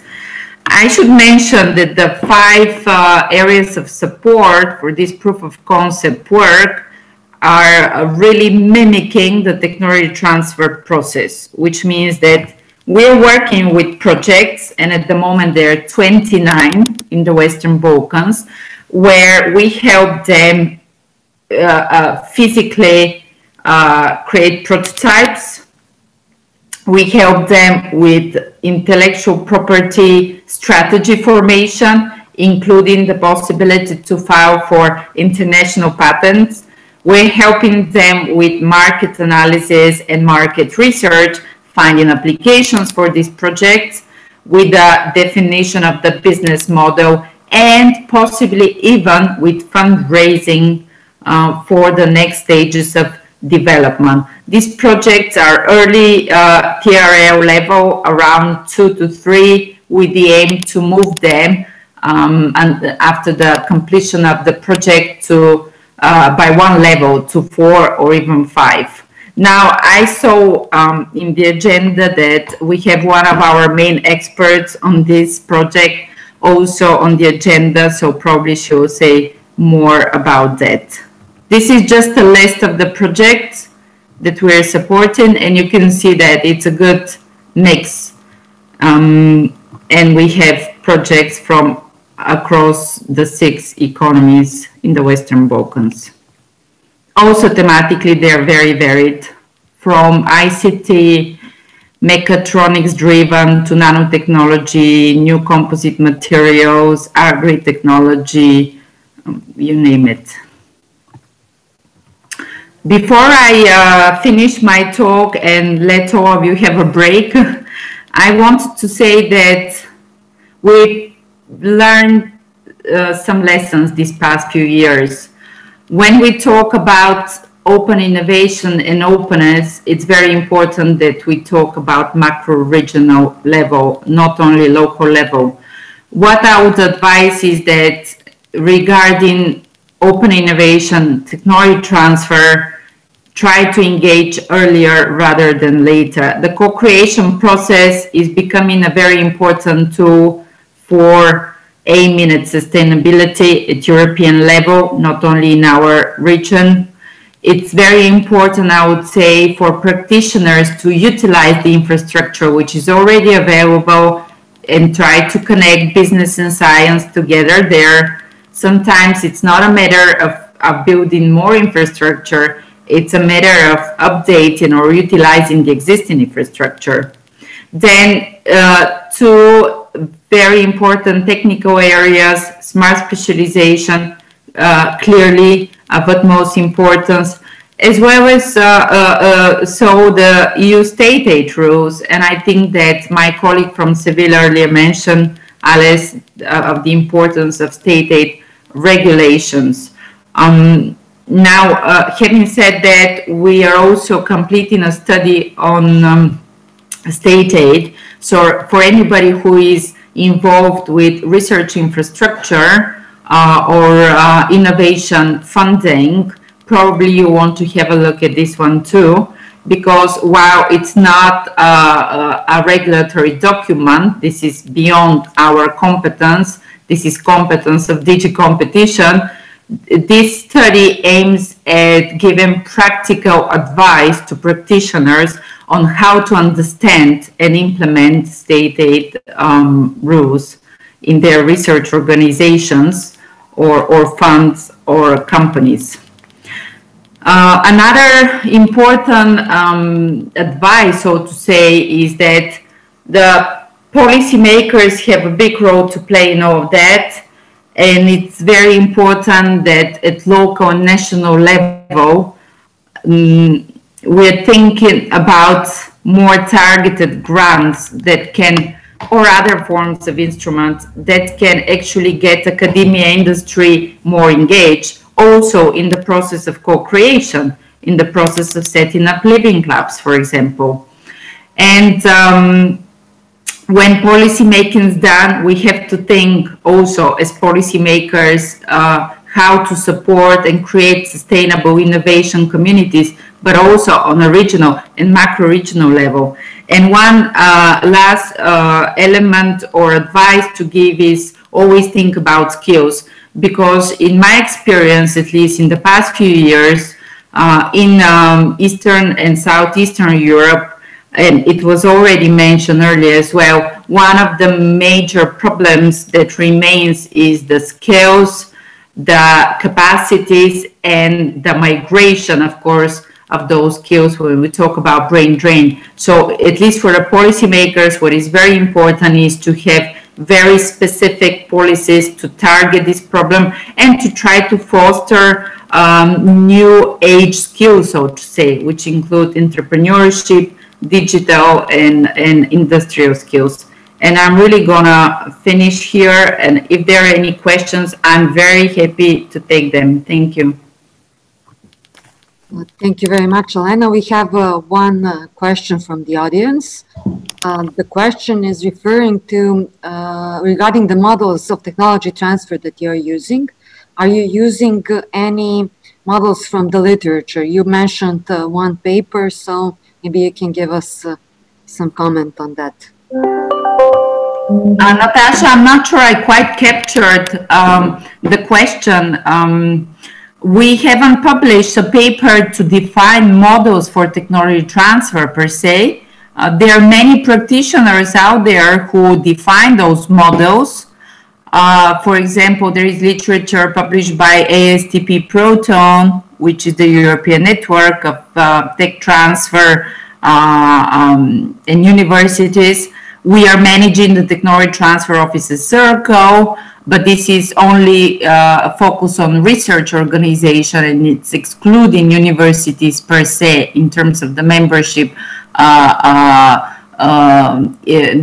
actual membership, the type of members in this circle. So we occasionally publish papers that might deal with that topic, but I couldn't quite capture what do they mean by what model we are using ourselves. Yes, I think whether you are using something that was already published in the literature, in the relevant literature. So basically you mentioned one of the models, let me just see regarding... Can I make a... Yes, please. A small... Okay, just I'm referring to some well-known models of technology transfer, like by Sakai, by Bergman, Wallender. If you are using something of that in your, I mean, in the literature, there are a lot of cases that in the technology transfer, there are using some of those models. This is what I'm asking. I'm professor from Greece. I'm speaking at the end of this event. Okay. Good. Just for curiosity, I'm asking. Yes, Nikitas, right? Good. Yes. Good to hear from you. Okay, thank you for this question. Well, I think that I can answer that, but there are two answers. So one is when we operationally, internally perform technology transfer, we act different compared to other universities and research organizations. Why? Because we are the commission. We cannot make money. You know, this is not our mandate. So we do technology transfer and we license some of our patents because we want to get these technologies and solutions to the market to benefit the society and the communities in Europe. So usually we license on a non-exclusive basis. You know, we are not negotiating very, let's say, heavy fees, and we try to encourage as many market players to pick on our innovations as possible. So our model is very different to anybody else's model in the world, I would say, if we talk about technology transfer at the commission level. But I'm part of the competence center, and our job is to help others do technology transfer. I'm not managing portfolio of patents at the commission. I'm working with the other ecosystems. And my job is to promote models that will really fit the local context, if you like. So we don't have a one-size-fits-all model for doing technology transfer that we recommend to every government or every university. But we try to give them the tools the model agreements, the IP strategy know-how, the market analysis know-how, if you like, but also let them do technology transfer as they like and the way that it fits their environment. And one reason for that is that, in Europe we have different legislations on IP. And there are countries where, for example, researchers own the IP. Majority of the cases, it's the universities that own the IP, but there is still the Swedish model. In Sweden, it's the researcher that owns the IP. Then you have national legislation that is prohibiting universities to form spin-out companies. And there are others where they're encouraging universities and publicly funded research organizations to set up spin-out companies. So you will see there are many elements to look into, and there are many models. But ultimately, the goal is the same, to try to promote research and science to begin with, because to do technology transfer, you need to also have good science. And then to try to commercialize the research output and results that really can have positive impact on society. So new products can be created or new services that improve everybody's life. Okay, thank you very much, Elena. Possibly I'm going to contact you privately because I have a PhD running right now on technology transfer, and for this reason I'm interested. Thank you. This is perfect. You have my contact details, so feel free to drop me an email. Okay, thank you again. Thank you. Thank you, Elena. We have one more question from Ms. Elena Bancic, so I would call her to ask the questions. I think that would be more dynamic than me reading. If this is okay. I'm sorry, just wanted to ask you, am I still sharing my screen or not anymore? No. Good. It's okay. And can you please repeat the question? Yes. Well, Ms. Elena Bancic is asking, so state aid regulations really hampers R&D collaboration. And she's asking, is there any protocol for that? In regards as official protocol? Has the JRC any documentation to share with us on this topic? Yes, we do, because we just published a study, as I mentioned. However, I want to stress once again that JRC is not the entity that creates the state aid regulation. It should be made very clear. This is DG Competition. It's in their capacity and in their mandate that they are creating the regulations that everybody has to follow. However, what the JRC is trying to do is to help those practitioners, and we found, this is an issue across Europe, but more of an issue in our part of Europe, so to say. We're trying to help practitioners to a little bit better understand the state aid regulations and to comply with them. But we are not, we are giving advice. We are not telling you how to do things. So it's very important to understand that this report that was published by the JRC is to give advice and to try to clarify some of the issues that are, let's say, confusing practitioners. Why? Because I noticed, for example, that, in our part of Europe, people are way more careful about state aid.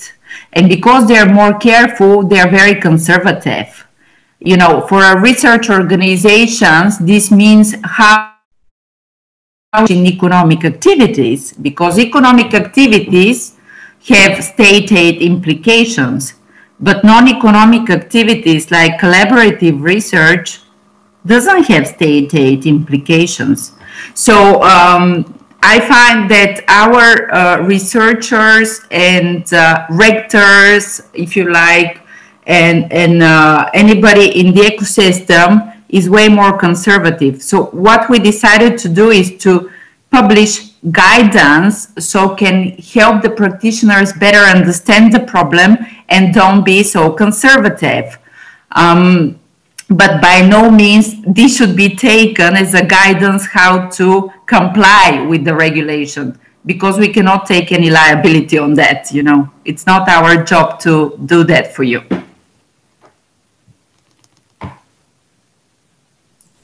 Thank you, Elena. Thank you. This was a problem we faced for the EPOC call, and I can confirm that it is really, many of the players have a conservative attitude towards that. And well, we, of course, we entered into the case of collaborative research, so we didn't have to face all the same protocols, but still we had to check with the legal advisor all the implications of the choice. So it was quite costly. That's the case. Well, thank you, Elena, and I hope that our work really, it's very extensive report study, so to say. We have proposed a decision tree, which I think is very helpful to practitioners to try to facilitate them to cope with the topic.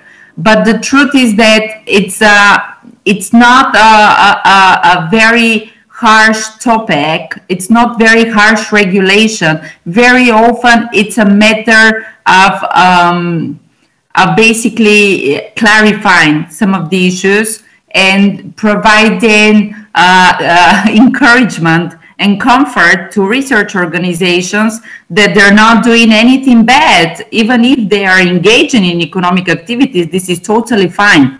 So that's why I think that you know, we are not solving all the problems of the world with our state aid report, so to say, but I think it's useful for anybody who is involved in this topic, because it will definitely shed some light on some of the issues. Thank you.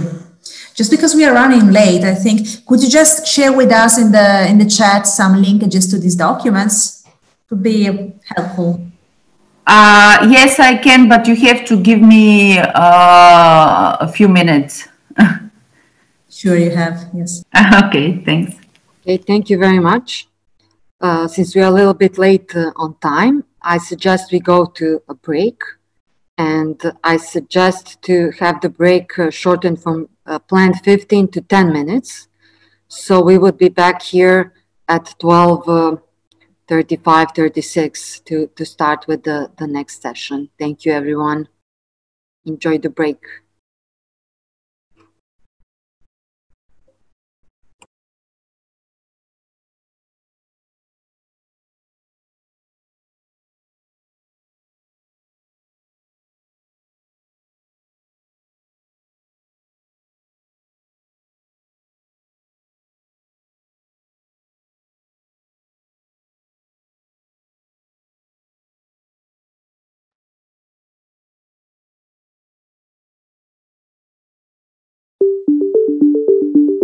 Started in 2018, the OIS-AIR project established the open innovation system of the Adriatic-Ionian region, with several key benefits for the whole innovation ecosystem. By means of the network of transnational innovation players, OIS-AIR achieved definition of the first pilot macro-regional S3 for Adriatic-Ionian region, defining key macro-regional development trajectories in most promising sectors. Setup of the Innovator platform, for the exchange knowledge, technologies and innovation opportunities. Organization of proof of concept call, and provision of 10 innovation vouchers to support the best transregional research-driven innovation projects. Delivery of over 150 free of charge innovation services to businesses.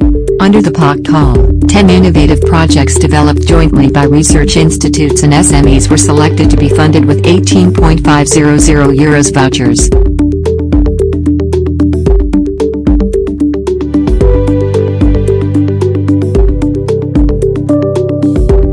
Biopesticides showed many advantages towards chemical pesticide in terms of sustainability, mode of action and lower toxicity, as well as lower price of the production. The control of plant diseases, which are responsible for the loss of at least 10% of globally produced food, is very important to maintain the quality and the productivity of the food in the entire world. So, in that reason, we co-developed formulation and the products which could be used in the sustainable agriculture in the future. The POC call pushed research-based innovation in SMEs. About 100 research results were collected from research institutions and 65 projects proposals were applied.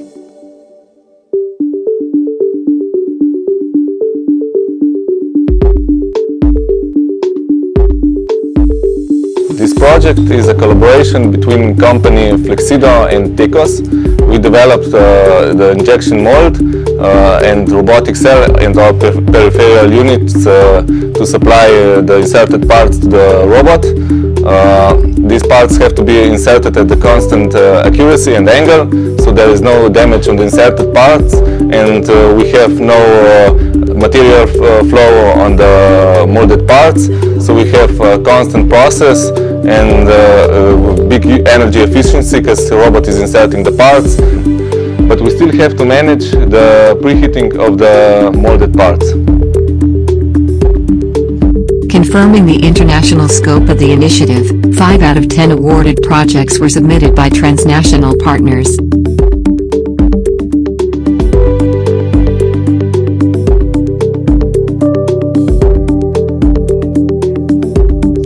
The challenge we are trying to address within this project is developing a tool for designing by a computer a peptide, a small peptides that can then be used as a sensing unit in a sensor for recognizing a specific molecular target.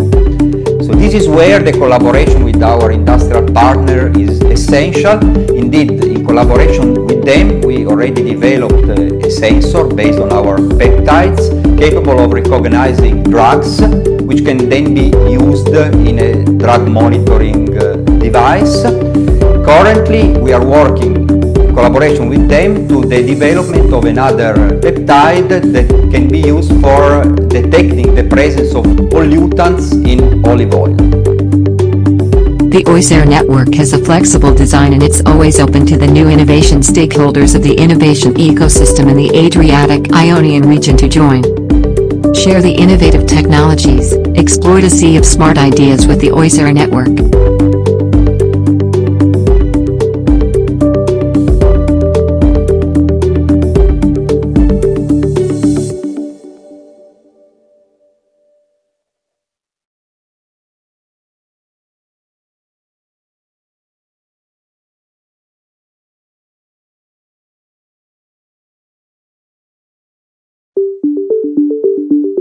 Started in 2018, the OIS-AIR project established the open innovation system of the Adriatic-Ionian region, with several key benefits for the whole innovation ecosystem.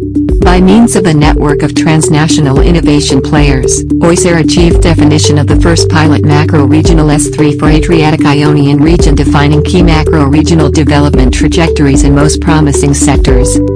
Setup of the Innovator platform, for the exchange knowledge, technologies and innovation opportunities. Organization of proof of concept call, and provision of 10 innovation vouchers to support the best transregional research-driven innovation projects. Delivery of over 150 free of charge innovation services to businesses.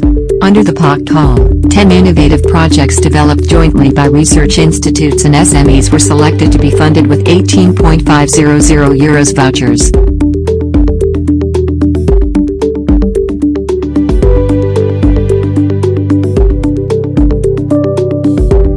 Biopesticides showed many advantages towards chemical pesticide in terms of sustainability, mode of action and lower toxicity, as well as lower price of the production.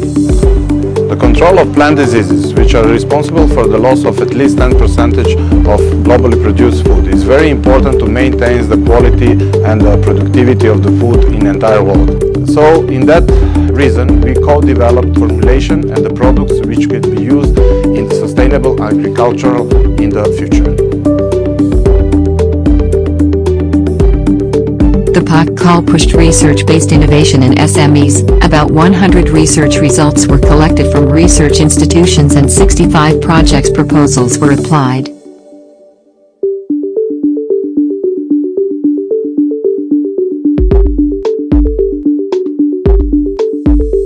This project is a collaboration between company Flexido and Tekos. We developed the injection mold and robotic cell and our peripheral units to supply the inserted parts to the robot.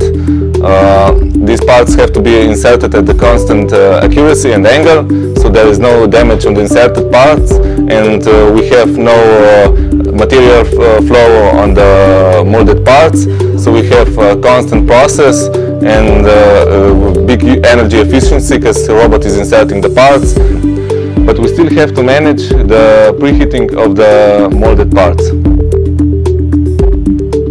Confirming the international scope of the initiative, 5 out of 10 awarded projects were submitted by transnational partners.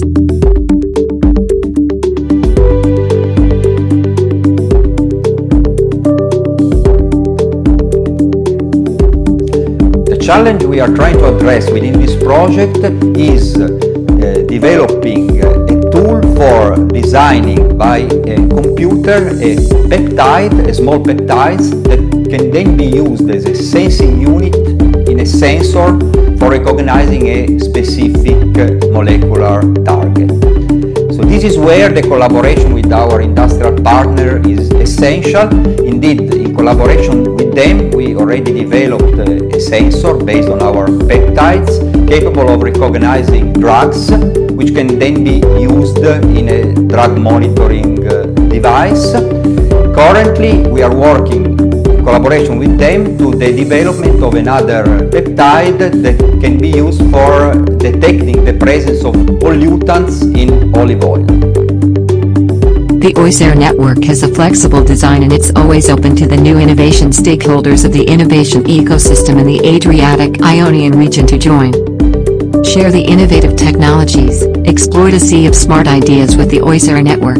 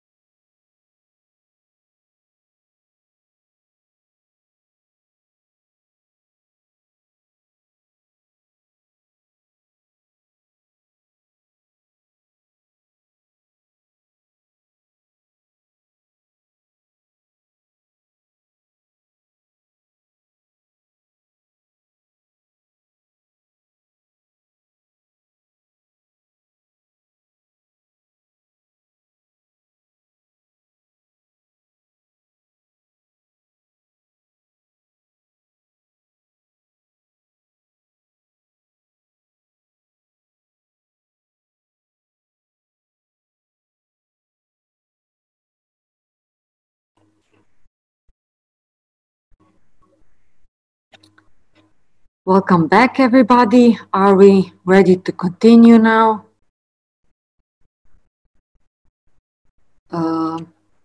Maybe we can go on with our next keynote speaker, Ms. Davorka Moslovac-Forjan. She's a key expert for tech transfer, and I invite her to give us her insight about the importance of transnational cooperation for tech transfer processes. Okay, Natasha, thank you. Thank you all for inviting me. My name is Davorka Moslovac-Forjan. I come from Zagreb, and I'm a technology transfer expert. I have almost 15 years of expertise in technology transfer at various institutions in Croatia. Also, I am a key expert for technology transfer in a project that Elena mentioned in earlier presentation. It is EU for Tech POC project, where we offer technical assistance to selected POC projects from 6 Western Balkans countries. And among other components, there is a component of intellectual property rights and IP management. It's my focus and expertise. So I will share my screen. Oh, sorry. Okay. Yes, it's okay. We see it. Just a second. Okay. Excellent. Okay.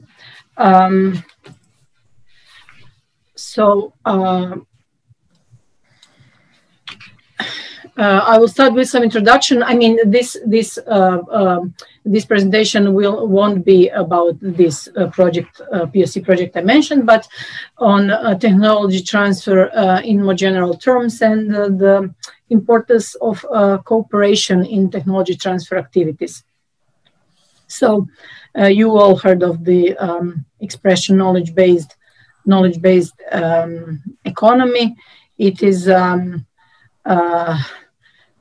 as the European Commission states, the contribution of higher education to jobs and growth and its international attractiveness can be enhanced through close, effective links between education, research, and innovation, the 3 sides of the knowledge triangle. So apart from education and research, universities have additional role, and it is innovation that come from quality research. So this knowledge triangle is a key driver of EU economic competitiveness. It creates additional revenue stream for universities, but as well for the government. So university role in this, let's say, ecosystem and this process. In the middle, you see the red circle. It is university. You all know that universities' main purpose is to create knowledge, to teach students, to disseminate the information. And this goes to the left side, where they disseminate their knowledge and they educate people for public good. So, but there is also research and innovation part that goes to the right side. So they disseminate their know-how, their knowledge, the technologies they develop through their R&D activities. So the innovation transferred to industry, to the industry community for profit.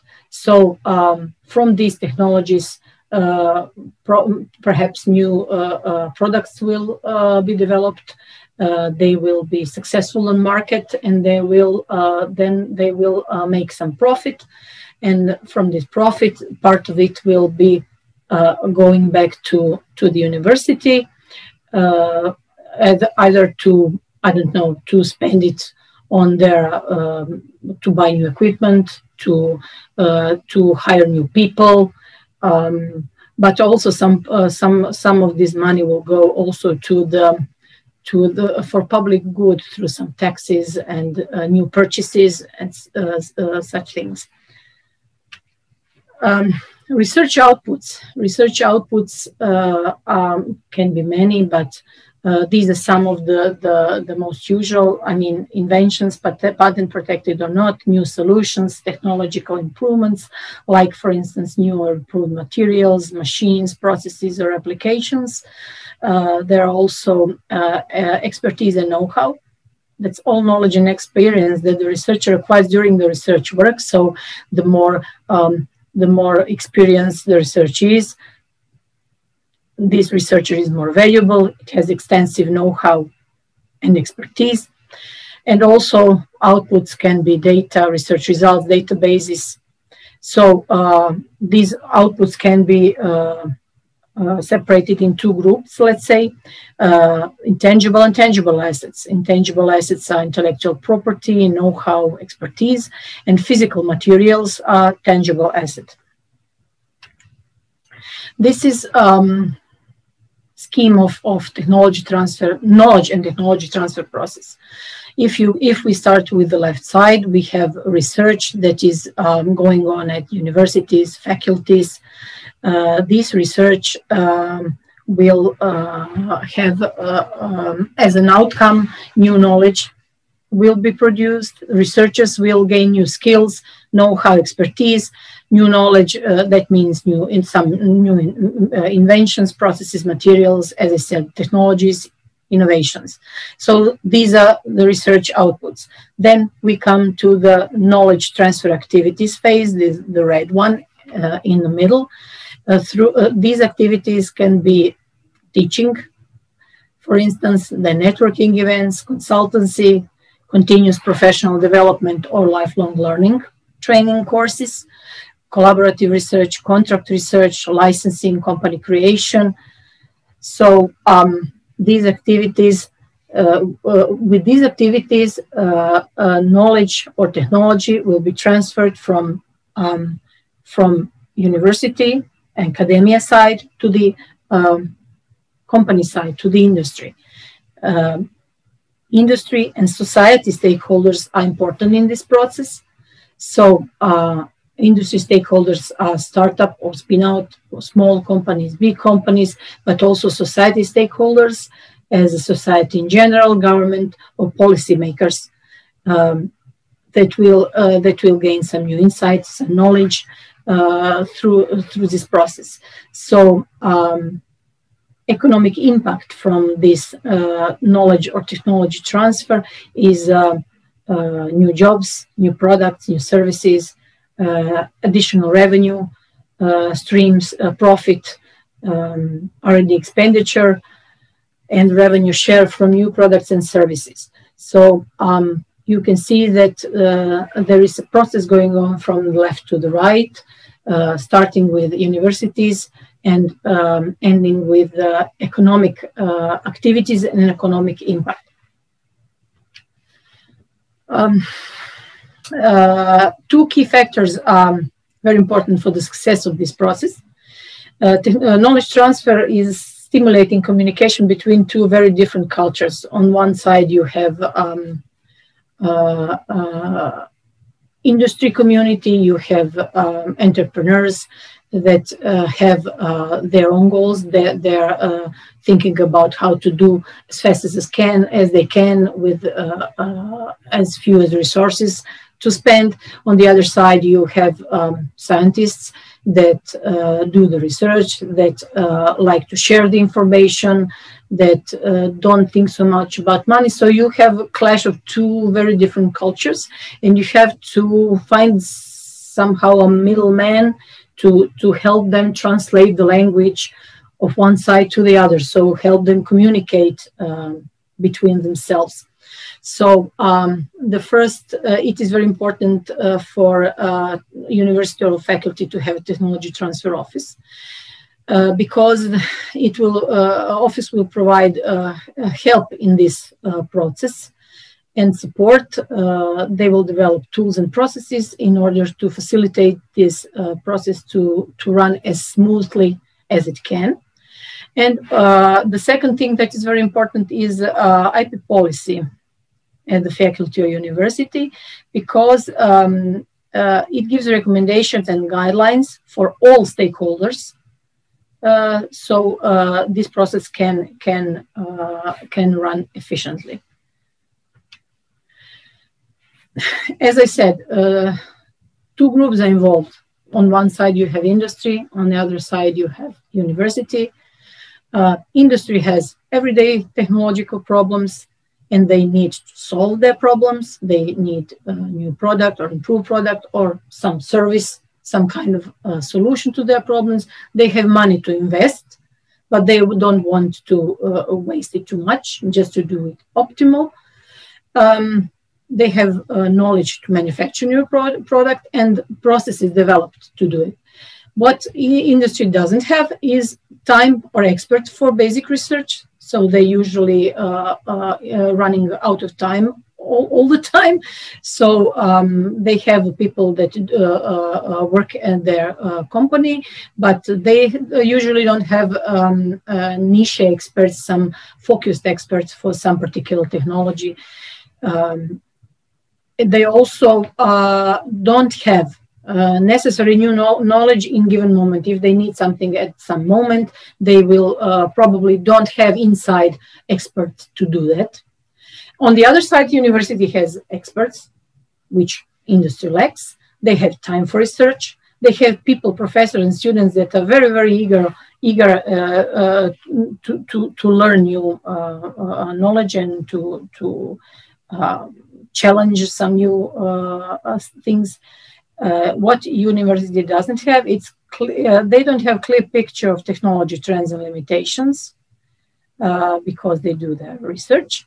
They don't have enough money for research, and they don't have possibilities of product development and realization of product development. Sorry, that means they are not experienced in product development, and they don't know how to put the product on the market. This is a picture of typical technology transfer process in some academic institution. I won't go into details. You will, I suppose you will have my presentation later, so you can go through it more thoroughly. The main points are: the first input is invention disclosure, where a researcher will disclose the invention in many details as they can. Then it is IP assessment and possible IP protection, and then commercialization route to choose, whether it will be spin out, licensing, selling, some joint project, but I will tell you in more details now about it. So invention disclosure form is the first input for technology transfer office to start with the technology transfer process. It is a very important document for the universities and inventors because it will capture the information that will help to evaluate patentability and commercial potential of this innovation or technology, to determine inventorship and ownership, to assess possible third-party rights, not to breach third-party rights, and provide information for patent attorney regarding inventive step and novelty, so the patent attorneys can draft patent application if this is it is something that is recommended to do for some particular technology. Then you have intellectual property assessment step. There are several criteria, let's say, to assess the intellectual property. It is first, it's novelty and innovativeness of your technology. So there are plenty of questions to answer. From let's start with what solution comes from your R&D results. So researchers usually don't have the clear idea what solution do they have and which problem does it solve. So it needs to be very straightforward. Because if you don't have this, then you can't proceed with anything else. Or, okay, you should check whether the solution already exists somewhere in the public domain, science databases, patent databases, internet market, anywhere, because then it becomes a state of the art, and you cannot patent your technology anymore. Then market need. Does the solution fit to market needs? What is your target market, industrial sector, geographic area, market size, maturity, barriers? Then who are early adopters, customers and end users? Who are the competitors, and why is your solution better than theirs? And what are the alternatives to your solution? You see that a very large amount of questions that needs to be answered, and usually researchers don't think about this and usually don't have questions to this. or to at least to some extent. Then there is technology maturity. In what maturity stage is your solution? How much resources is needed for development? Then what else is needed to put a novel product on the market? If it's something that is, I don't know, some biotech product, you will need some licenses, maybe some trials or something that will prolong your process of technology transfer, or maybe increase the costs or something. So all that needs to be taken into consideration. Then IP status, who owns the results? It should be clearly emphasized who the inventors are, who is employer, who owns the results. Are there one or several institutions involved? Are there any material transfer agreements? Did you use any materials that come from some outside institution? Then third-party rights, does any other solution exist that is solution that is relevant to yours? Does the use of your solution infringes third-party rights? And how easy is to bypass your IP protection? It's very important. Or infringe it without you knowing it, because if it's easy to somebody to bypass your IP protection, then you shouldn't do, for instance, patenting, because then somebody will very easily bypass you, and you will don't have any how to say financial gain from your IP protection. Commercialization routes. There are several possible commercialization routes. First, it's licensing, then spin-out or startup company establishment. It can be sale or assignment of rights through one-time payment or some tranche payments. Then it could be consulting services, collaborations, or joint research. That means some development projects, collaborative projects, or contract research. Licensing is connected to intellectual property rights. Intellectual property your intellectual property can be protected by the legal system that prevents others from using your inventions in creation, and it is called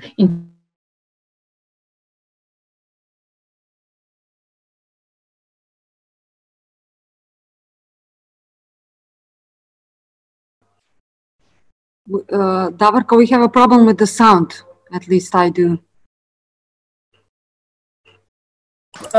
Yes, we have the same problem. Sorry, we had the problem with the sound. Do you hear me? Yes, now it's okay. We had the problem. We didn't hear you for half a minute. Ah, sorry, I didn't know that. We can go on now. It's okay now. Okay. Thank you.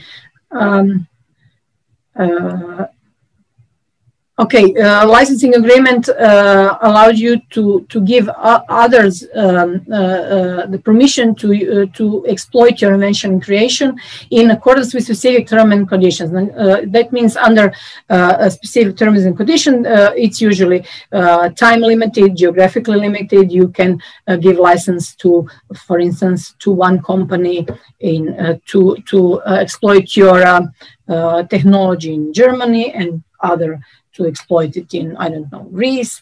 Then it is time limited. You give your permission for a certain period of time. For that, you will ask, of course, for some remuneration. These are called licensing fees or royalties. You will agree with the partner in this agreement that they can use your technology in return for a certain fees. It can be, it's usually percentage of, I don't know, sold product or something similar. The benefits of licensing. The legal owner of the intellectual property rights is called licensor. They create new source of revenues. Of course, if a university has some technology that doesn't want to exploit by themselves, then they license it to some other company or somebody, then they create new source of revenues for the university. They also can access new territories and markets. The influence market acceptance for technologies and products, and create production and supply partnerships. On the other side, licensee is the person or organization who obtains these rights to exploit your technology. They gain access to new technology, turnkey products and processes and new markets. They reduce or even avoid R&D costs and associated risk because you already done that for them, of course. They provide competitive advantage and IPR protection because, for instance, if you license, I don't know, patent application or patent that is valid, you have monopoly over a certain period of time, over certain geographical, over certain countries, and in that way you increase also your asset value of business. Startup or spin-out formation is another possible commercialization route in technology transfer process. Perhaps university or researchers will decide to set up university spin-out or startup. The difference is between spin-out and startup is that in spin-out, university usually takes ownership to some percentage, and startup is if, for instance, researchers establish the company without any ownership of university. So decision to go into new company will rely mainly on the demonstrated technology, good commercial potential, validly protected IP positions, and strong management skill and expertise of the team. I mean, very often I hear from the research team, oh, well, we would like to establish a spin-out, but they need to be very careful. It is very, how to say, specific process in terms of what researchers used to do. It's totally different world, and they have to be prepared for. They must have really dedicated team. They need to have strong management skills. It's usually not good, for instance, for some researcher to be CEO of the company, but some manager with experience. So it is something that can be very unusual journey for a researcher. And of course, if you have a company that is just established, the investment is crucial because without money you cannot do anything. So spin-outs generally lack positive cash flow, especially at the beginning, of course. So the whole value at the beginning of the company lies in IP assets, and investors take their decision based on the strength of team and IP to protect further earnings. So you definitely need some investor. It can be some friend, family, and fools. It's at the very early stage. It can be 3F concept, or some business angels, venture funds, seed stage funding schemes, or some governmental support. Usually, countries have governmental grant schemes for these early stage projects. And collaborations or joint research. Here I will just say that it's very important to define some things in advance in order not to have problems later. For instance, you should define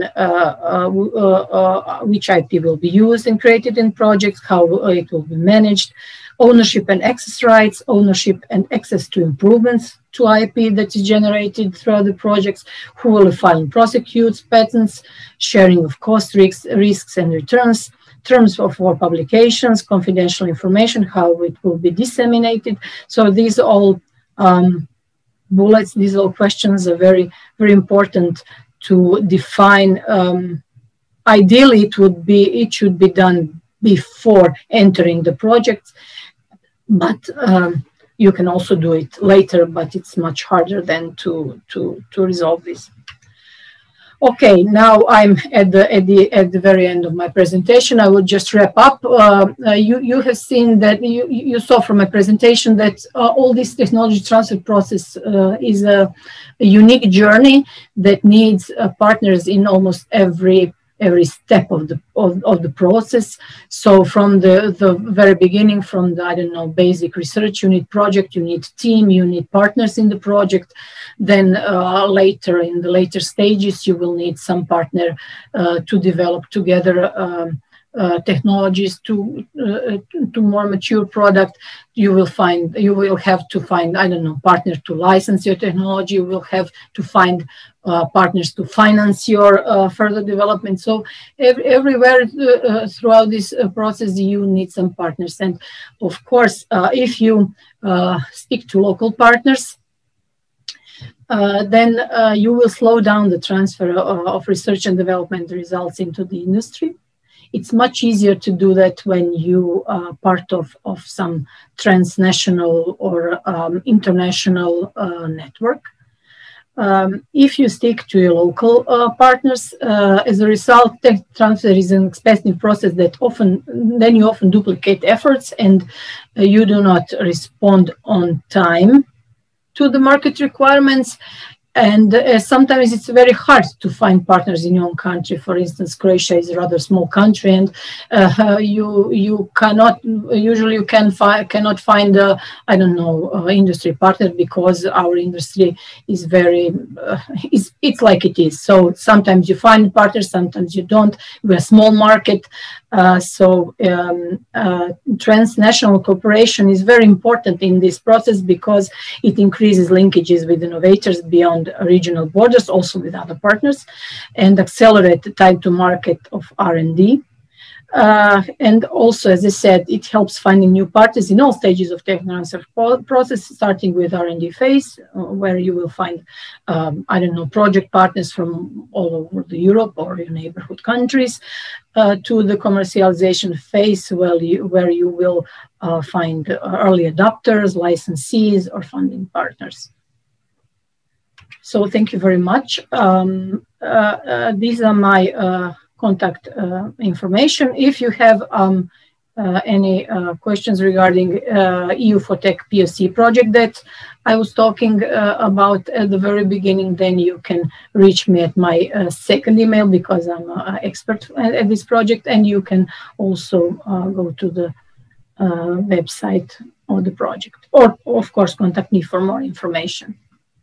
So thank you very much. Thank you very much for this very nice presentation about tech transfer. We have one question from Professor Nikitakos. What happens in technology transfer between industrial entities in transregional areas? Maybe Professor can also join us. Yeah, yes, I'm thinking about best practices. Except of knowledge and innovation, there are some best practices that they should transfer from one, let's say to the shipbuilding. There are some best practices that they have.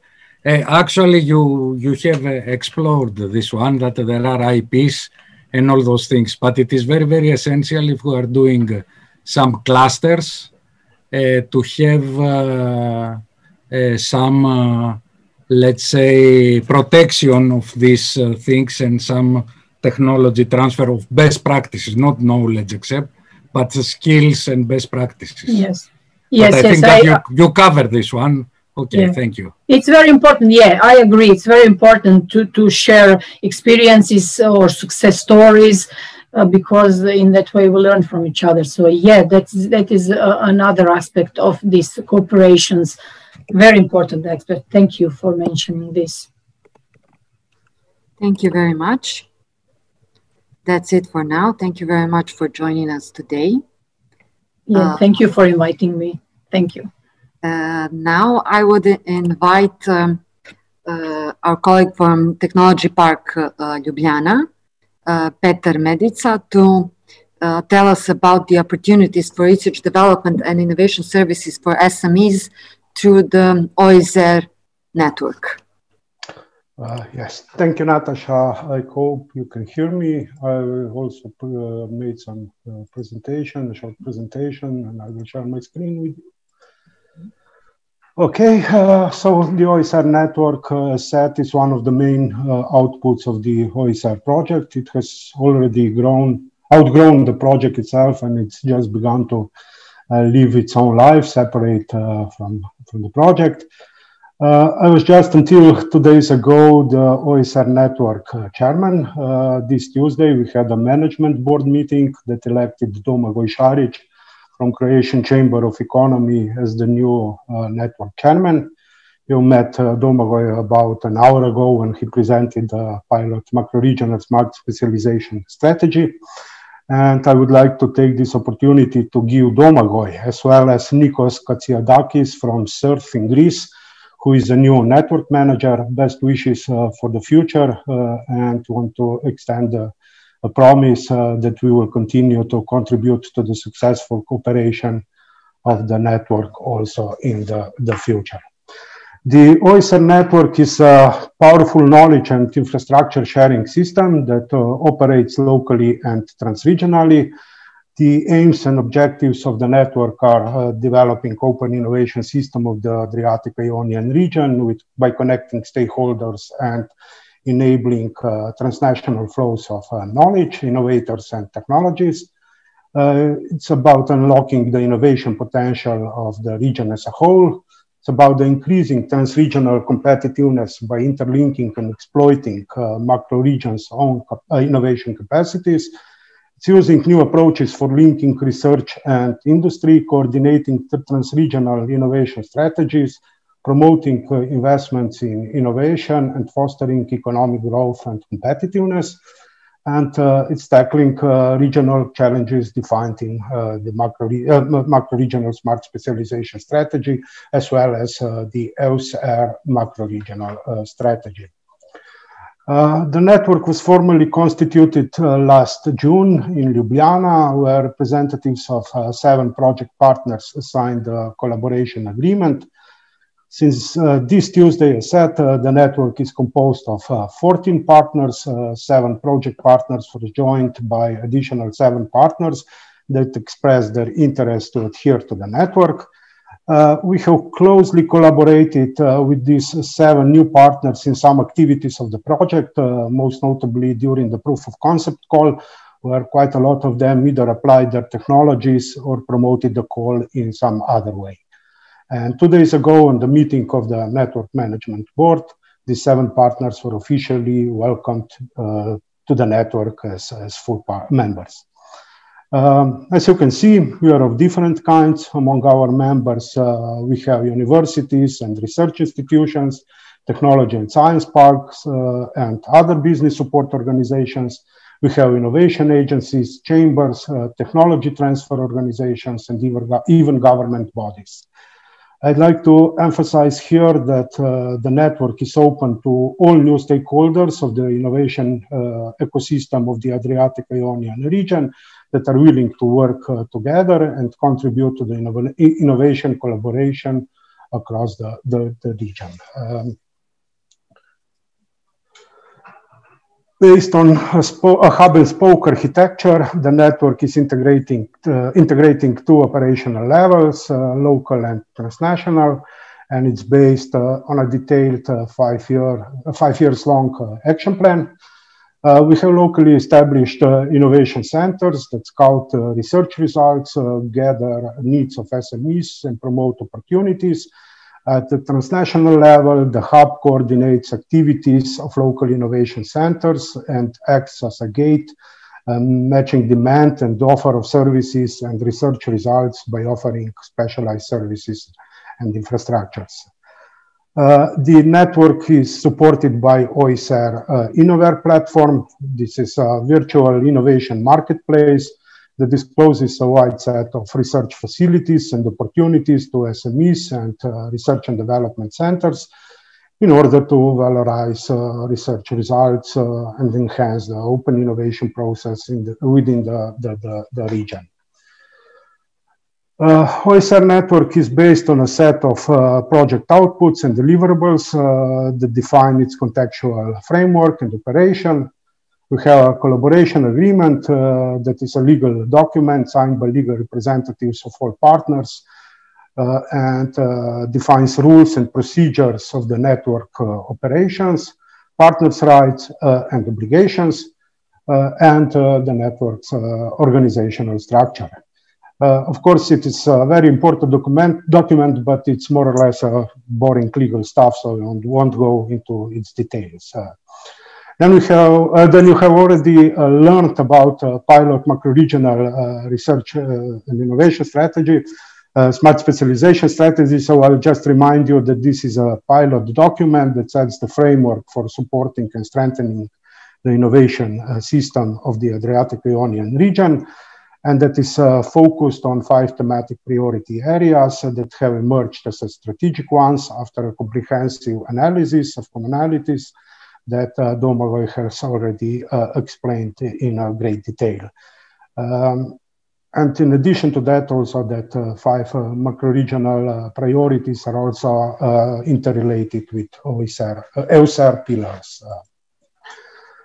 The next document is the action plan for the implementation of macro-regional S3, and it complements the strategy with the definition of tasks, timing, and resources needed for supporting the implementation across the identified directions. The action plan defines four main areas of intervention in order to further develop the OIS-AIR network and provision of its services. A number of actions are proposed in the action plan. For example, development and revision of methodologies used for technology transfer, technology assessment, assessment of innovation needs of SMEs, training of innovation advisors from local innovation centers, provision of innovation vouchers, promotional activities, network enlargement, etc. Then we have considering that our pilot is the only attempt of a macro-regional strategy at this level, we think it would be advisable to expand its scope to the whole region and convert the pilot into a full-fledged strategy covering the whole region. And to facilitate the instructed decision-making by the OIS-AIR policymakers, we propose something we call MRS3 improvement machine of continuous upgrading and revisioning of the strategy to adapt to ever-changing situations caused by economic or health-related turmoils as the one we are facing at this very moment. The next section of the action plan deals with interventions in identified macro-regional thematic priority areas. In the project, we did a technology foresight for identified development trajectories in 3 out of 5 priorities. The results show that trajectories related to verticals, energy and environment, and agro and bioeconomy demonstrate the most convincing potential for the macro region. And after some additional analysis of present innovation level, perceived importance of the field, chances for the macro region to become a technological leader, availability of funding, both private and public, key players, supportive innovative policy measures, we have identified a number of indicative actions for each macro-regional priority. Of course, the network is not in the position to carry out these activities by itself, but it's willing to take an important part in their design and implementation. And finally, as OIS-AIR and OIS-AIR objectives are very similar and closely linked to each other, institutional connection with OIS-AIR is proposed in the action plan. Here we intend the network becomes a place to go to consult about innovation collaboration, macro-regional development trajectories, investments, and so on. Maybe until the point the OIS-AIR network becomes a policy facilitation instrument. Business plan is the instrumental document related to the operation of the OIS-AIR network. It addresses the network chapter of the action plan more in details. It consists of sustainability plan with the definition of commitments, resources, and deadlines for activities planned to be carried out in the next programming period. Here we can see the activities of the network that network decides to focus into in the period 2021 to 2027. And in business plan, each activity is defined more in details, both in medium terms and long-term perspective. So the network services focus on innovation services towards SMEs, scouting and assessment of R&D ideas, technology development projects, and research valorization projects. Thus, they include knowledge awareness and exchange, demand support services targeted to help SMEs to assess their gaps and express the needs and demands to other actors, network facilitation and brokerage services. The services aim to help organize or strengthen networks, improve relationships between actors, and to align services in order to be able to complement each other, plus the provision of advisory and consultancy services within the innovation process support activities. Services provided by the OIS-AIR network are defined in the service charter. This is a written policy that communicates OIS-AIR network's commitments to provide quality service to all its users. Service charter provides staff appointed to local innovation centers with a handbook containing the definition and delivery methodologies for the provision of those services in the development of research-driven projects. And service charters also supports replicability, durability, transferability, transparency, and inclusiveness. It favors a user-centric approach, it inspires commitment and consensus building. And during the course of the project, we have already delivered more than 150 innovation services to SMEs across the region and promoted more than 60 innovation collaboration projects through very successful proof of concept call. The network services are provided by innovation auditors, specially trained personnel of each local innovation center that underwent a specifically designed training process. The task of innovation auditors are to understand the needs of network users, to provide accurate and consistent advice, to facilitate support, training, and skills development at the users, and many more. And before I conclude my presentation, allow me just a very quick look into the future, into the network's post-project era, with 7 new, I can say, very prestigious and relevant partners that joined the network just a few days ago, with the new leadership, which is very dedicated to the network development, as well as motivated to go many steps higher. The network is going to grow even stronger. We have already achieved a good level of visibility in the innovation community of our macro region. Also, governance structures and policymakers have acknowledged the work done so far. So you are kindly invited to join us, and let's make the Adriatic-Ionian region an innovation leader together. Thank you. Thank you very much for this nice presentation and presenting the potentials of the network. So basically, I think we are now entering the more challenging, a little bit more challenging period of the network, as you said, post-project period, but I'm rather optimistic about it, since we heard a lot of potential opportunities for supporting our work in some of today's presentations. Thank you very much. Thank you, Natasha. Yes, thank you. Now I invite Professor Nikitas Nikitakos. He is the coordinator of the Adrion thematic cluster on Blue Growth and related smart growth, to give us some insight about this cluster. Okay. I'm the last one, and I hope that I will accelerate, because already everybody is very, very tired about that. I don't know if you can see my screen.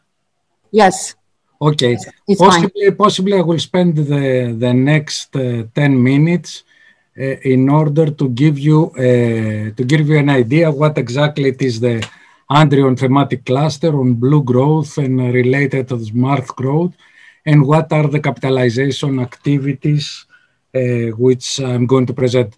I'm going to present exactly what are each one of those 10 projects and what will be the results, the outputs of that. Most of them you will see, as many as of you there are going to attend the capitalization event. Okay, what exactly it is the contents, the Adrion capitalization strategy, the Adrion thematic cluster, what are the objectives, the thematic cluster structure, the thematic cluster of blue growth related mass growth. I mean, the first one is how generally what we're expecting for a cluster. The other is particular R clusters, the project in a very short presentation, and of course, what is the capitalization activities that we are going to perform. First of all, the capitalization strategy, there is inside the Adrion strategy, we have three main things. First of all, the data collection, that it is the digital library where there are a lot of projects, deliverables and project thoughts. There are the sharing knowledge, a lot of speakers before that are discussing about the knowledge and the thematic cluster, what exactly it is. It is to exchange of data, information and knowledge, and of course to building a critical mass, which is very, very important on related thematic sectors. After that, we have the dissemination of the result, that there are the dedicated events like the one that we are attending today, events in national level, and of course in events in macro-regional level, as it is for the events of USAIR. And of course the publication and other tools. There are the program publication, the newsletter, and the website, like the website that you have, and also some tools like as I heard, the innovation tickets that you are offering out of those projects, and it is a very good idea for innovation improvement. What exactly it is the Adrion thematic cluster objectives? To support the creation of added value for the projects and the programs, mainly to increase the synergies between the project, to help the developments of thematic analysis and identification of new areas and fields. Among the main ideas, it is to propose some new ideas in the area, and of course to help to increase promotion of the projects in a more strategic way. We have seen here the smart strategy, or the specialized math strategy, and also this one that it was called about the innovation and some good ideas about the scientific parks and innovation districts. What exactly it is the structure? Of course, it is free for the cluster, it's nothing obligatory. They have to decide in which part of the cluster they are going to participate. There are not cluster if there is more partners. There is a coordinator, at least 3 projects they have to participate. We are open communities, and of course there are open synergies outside the Adriatic and Ionian community. Actually, myself, I have been participating in Interreg Europe. Okay, those are the projects that belong to the blue growth related smart growth. Totally, there are 10 out of that. I'm going to describe very, very quickly what exactly is each one. First of all, my project, the Neorion. The Neorion is looking among the green sea building. As you know, there are a lot of problems with climate change. So, and our areas are very good in the maritime activities, and they have a rather big fleet, and also they have a lot of ports. In this project, we are working in activities related with the green sea building. I mean, the new technologies and what new we have to produce. We have this one to the Neorion Cluster EU, and also we have a platform that could facilitate the different stakeholders and the different companies to participate in that. The next one is the shipment. The shipment, it is to establish an innovation ecosystems, mainly focus on the green sea mobility. It is in medium term, and of course it is trying to incorporate, to engage some local SMEs. There are a network of cooperating partners, and of course there are trying to make a blue growth innovation ecosystem. Also at the bottom there is the link that you can see more information. The blue boost is it's similar with your project. It is to the potential to boost the potential of technology transfer and cross-sectional cooperation. And of course, it is the main idea is to improve the basic conditions for, minimizing the gap between this one is the 3 helix, but we know right now it is the quadrupule helix. That means public domain, academic companies, and right now we have the people, and of course we have the new innovation. The new innovation agents, and of course the facilitation labs and co-working space. Next is I don't have to say more, we discuss all the time, very, very important. It is the innovation and the technology that you are supporting, and of course to create this system that you have to boost the innovation in different countries and in different SMEs. Then it is the ARIEL. The ARIEL is to promote technological and non-technological condition. Mainly it is related with some small scale fisheries and aquaculture. And of course it is a knowledge network, and of course to transfer activities. For this reason I made the best practice to transfer activities between the different SMEs working small scale, of course, fisheries, working in Ionian area. It is after that it is the power, support the evolution of ports into innovation hub, and of course there are universities, research bodies, and of course enterprises, public authorities. Mainly it is to the main opportunities to integrate, cross-fertilize and exploit the power of territories. I can say that the ports are going to face in our area and in many European areas a lot of pressure with the electrification and in the new rules from IMO related with air emissions. The Sea Adrion, it is mainly to develop the development of regional innovation in Adriatic-Ionian. Here is using the installation of 3 sea power heat pump in order to feed some buildings that are close to the sea. And of course, this is a very good idea in order to save electricity and to work with, let's say, renewable energies using those pumps, those heat pumps. Of course, it's not only heat, but it is also cooling pump. The future 4.0, it is to apply the industry 4.0 and of course the smart learning model.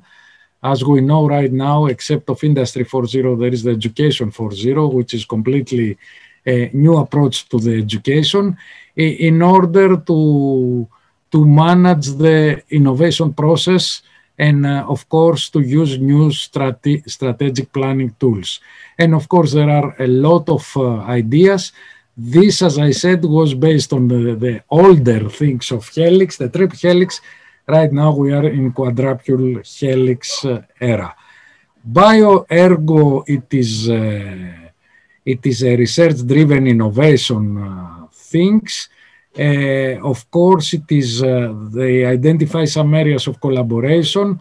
as you can see here, bioeconomy, clean chemistry, agro-food, aquaculture, and of course is looking for the development of local and regional bioeconomies.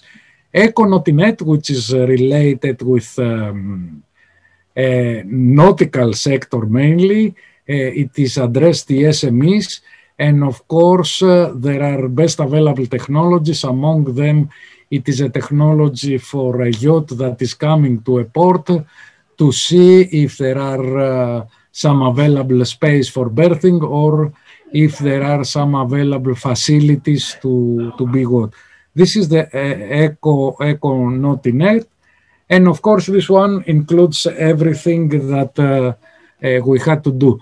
This is what exactly we have to do, and the tools that we are using. We have to do 3 video conferences that was performed by using Google. Also, we have to participate in Adrion annual events. Of course, at that time, it was one in Belgrade, as you know, will be in February, as I heard this one events. And of course, to say what will be our outputs. And of course, we have to concentrate, to contribute, and to approach to the update Adrion project. So I use for each one project to send me some project ideas, and of course to explain the policy papers. And this one is under review from myself, and I hope in the meeting, the capitalization meeting of the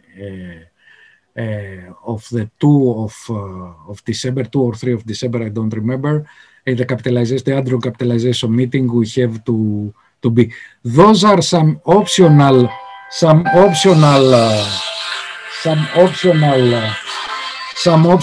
things that we had to organize I mean, each one has to organize a macro-regional event. Mainly we have to organize and to see and to create a policy paper. Already there is a draft of policy paper under review by all of you. In the policy paper, we are trying to summarize what exactly project has created as a policy, and also to summarize the tool that we are going to use as a policy for you. For example, the innovation ticket that you are giving, that it is very, very important, and also to see how we can improve the outputs and how we can improve all these things. This is what we are going to do.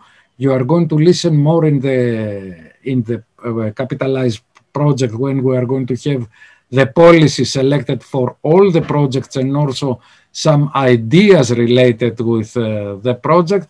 Thank you very much. This is my email. If somebody of the audience, because not all the audience belonging to the project, can send me, if they have some good ideas, can send me some a new idea for the project in order to be considered if it is different than the others that already I have, if it is different that from one that I have, in order to be included in this, I mean, in my presentation during the capitalization event. This one concludes my presentation. I'm going to return to Natalia the floor. I think that I was the last one. So, okay, possibly there is some chatting. It is for me. Thank you very much. Okay. Thank you very much. If we don't have any questions at the moment. So does anyone else have some comments right now? No, I'm looking forward to collaborate with some of you, because as I said, I'm working in innovation and I'm working in technology transfer. Of course, my technology transfer is a little difficult.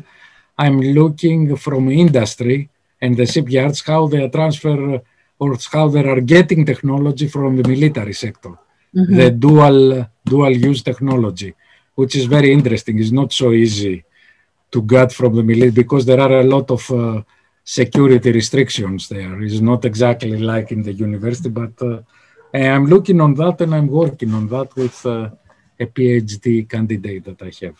Yes. Okay. Good luck with that. Okay, I hope so.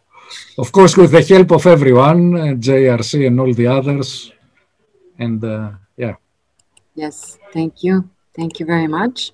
At the end, I would try to make some really short conclusions about what we have heard today, and we will prepare more extensive conclusions to be published later on.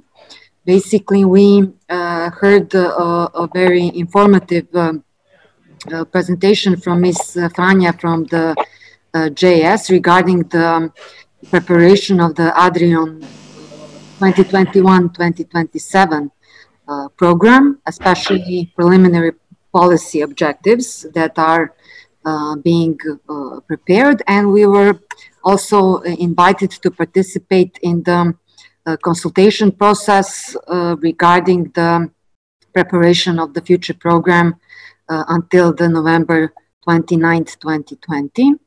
Afterwards, we heard from the leading partner of our project, OIS-AIR, Mr. Stephen Taylor and Ms. Elena Banci, regarding the results of our project. It was very ambitious, and with the achieved strong partnership among the partners, we managed to realize these goals.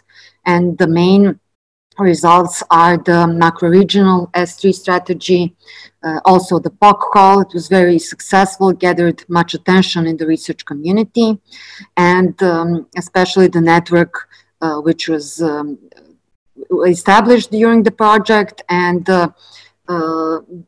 dealt with many of these activities, and also very significant that now by the end of the project it has doubled its membership with additional members operating in innovation within the region.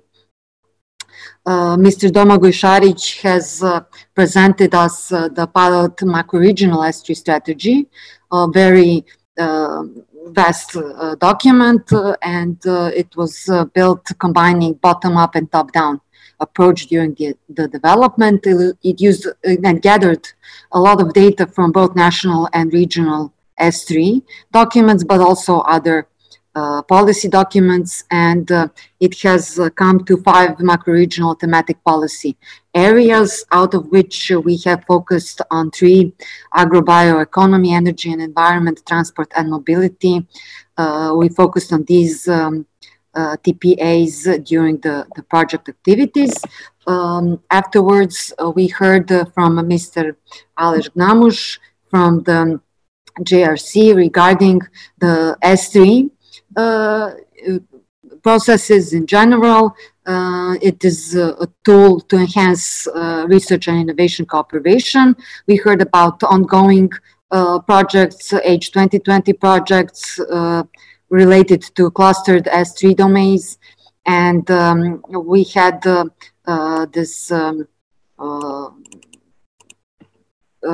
talk about also presenting interregional innovation investment instruments, I3 instrument. It is very interesting also for us. Basically, it underlines the potential of the future single market. Also, we heard from JRC, we had another speaker, Ms. Elena Donova. She presented the Technology Transfer Competence Center, part of the JRC, also with the focus on macro-regional level, macro-regional cooperation. We had also, we heard about 2 study reports that are conducted by JRC and published. One is state aid study report, and the other one public-private partnership study. And we got links to these studies. Thank you. Afterwards, we heard about technology transfer process and how much the transnational cooperation is important in this process. What is the university role in the knowledge-based economy, and how the transnational cooperation increases the linkages between innovators and basically provides the better quality of the projects, and also basically fuels the tech transfer process. So it is very, very important part in the entire process of boosting the technology transfer. It is important to share good examples related technology transfer. We concluded that it's really maybe most critical when people see good examples, then they are encouraged and motivated to go into their own endeavors, so to speak. Then we heard from Mr. Petar Medica about the OIS-AIR network and the current results and also the future plans with some, basically it's because of the project ending, but basically we have a lot of plans for the future with the doubling the members of the OIS-AIR network, and there are a lot of opportunities for cooperation on the transnational level, supporting technology transfer, innovation processes. So with all the other initiatives that we heard from some of the speakers, I think there is a good chance that our network will actually be sustainable in the future. And last but not least, we heard from Professor Nikitas Nikitakos. He presented the Adrion thematic cluster on blue growth and related smart growth.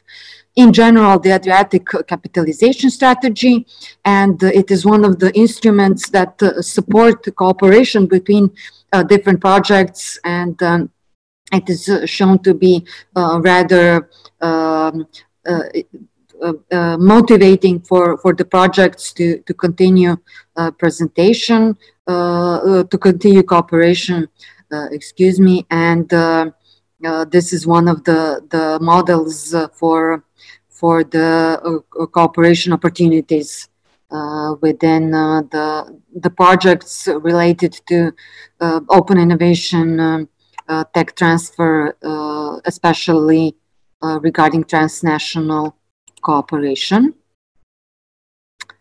That would be it from my side. Does anyone have something to add? I don't see any questions. If this is it, thank you very much. I apologize for a little bit of being late, but I hope that it wasn't too big of a problem for you. Thank you for participating, and especially to the panelists for providing their valuable inputs and for very nice discussions. We will post the video of this conference as well as the conclusions at the website of the network, OIS-AIR.net. Also, we are available at our emails. You have all the contacts at the website of the network, so feel free to contact us. Elena, do you want to add something maybe? Well, I just would like to thank all the participants to the event, and thank you also to you for the organization. Thank you for your support. Thank you very much. Okay, bye-bye. Thank you all. Bye-bye. Thank you, bye. Bye. Bye.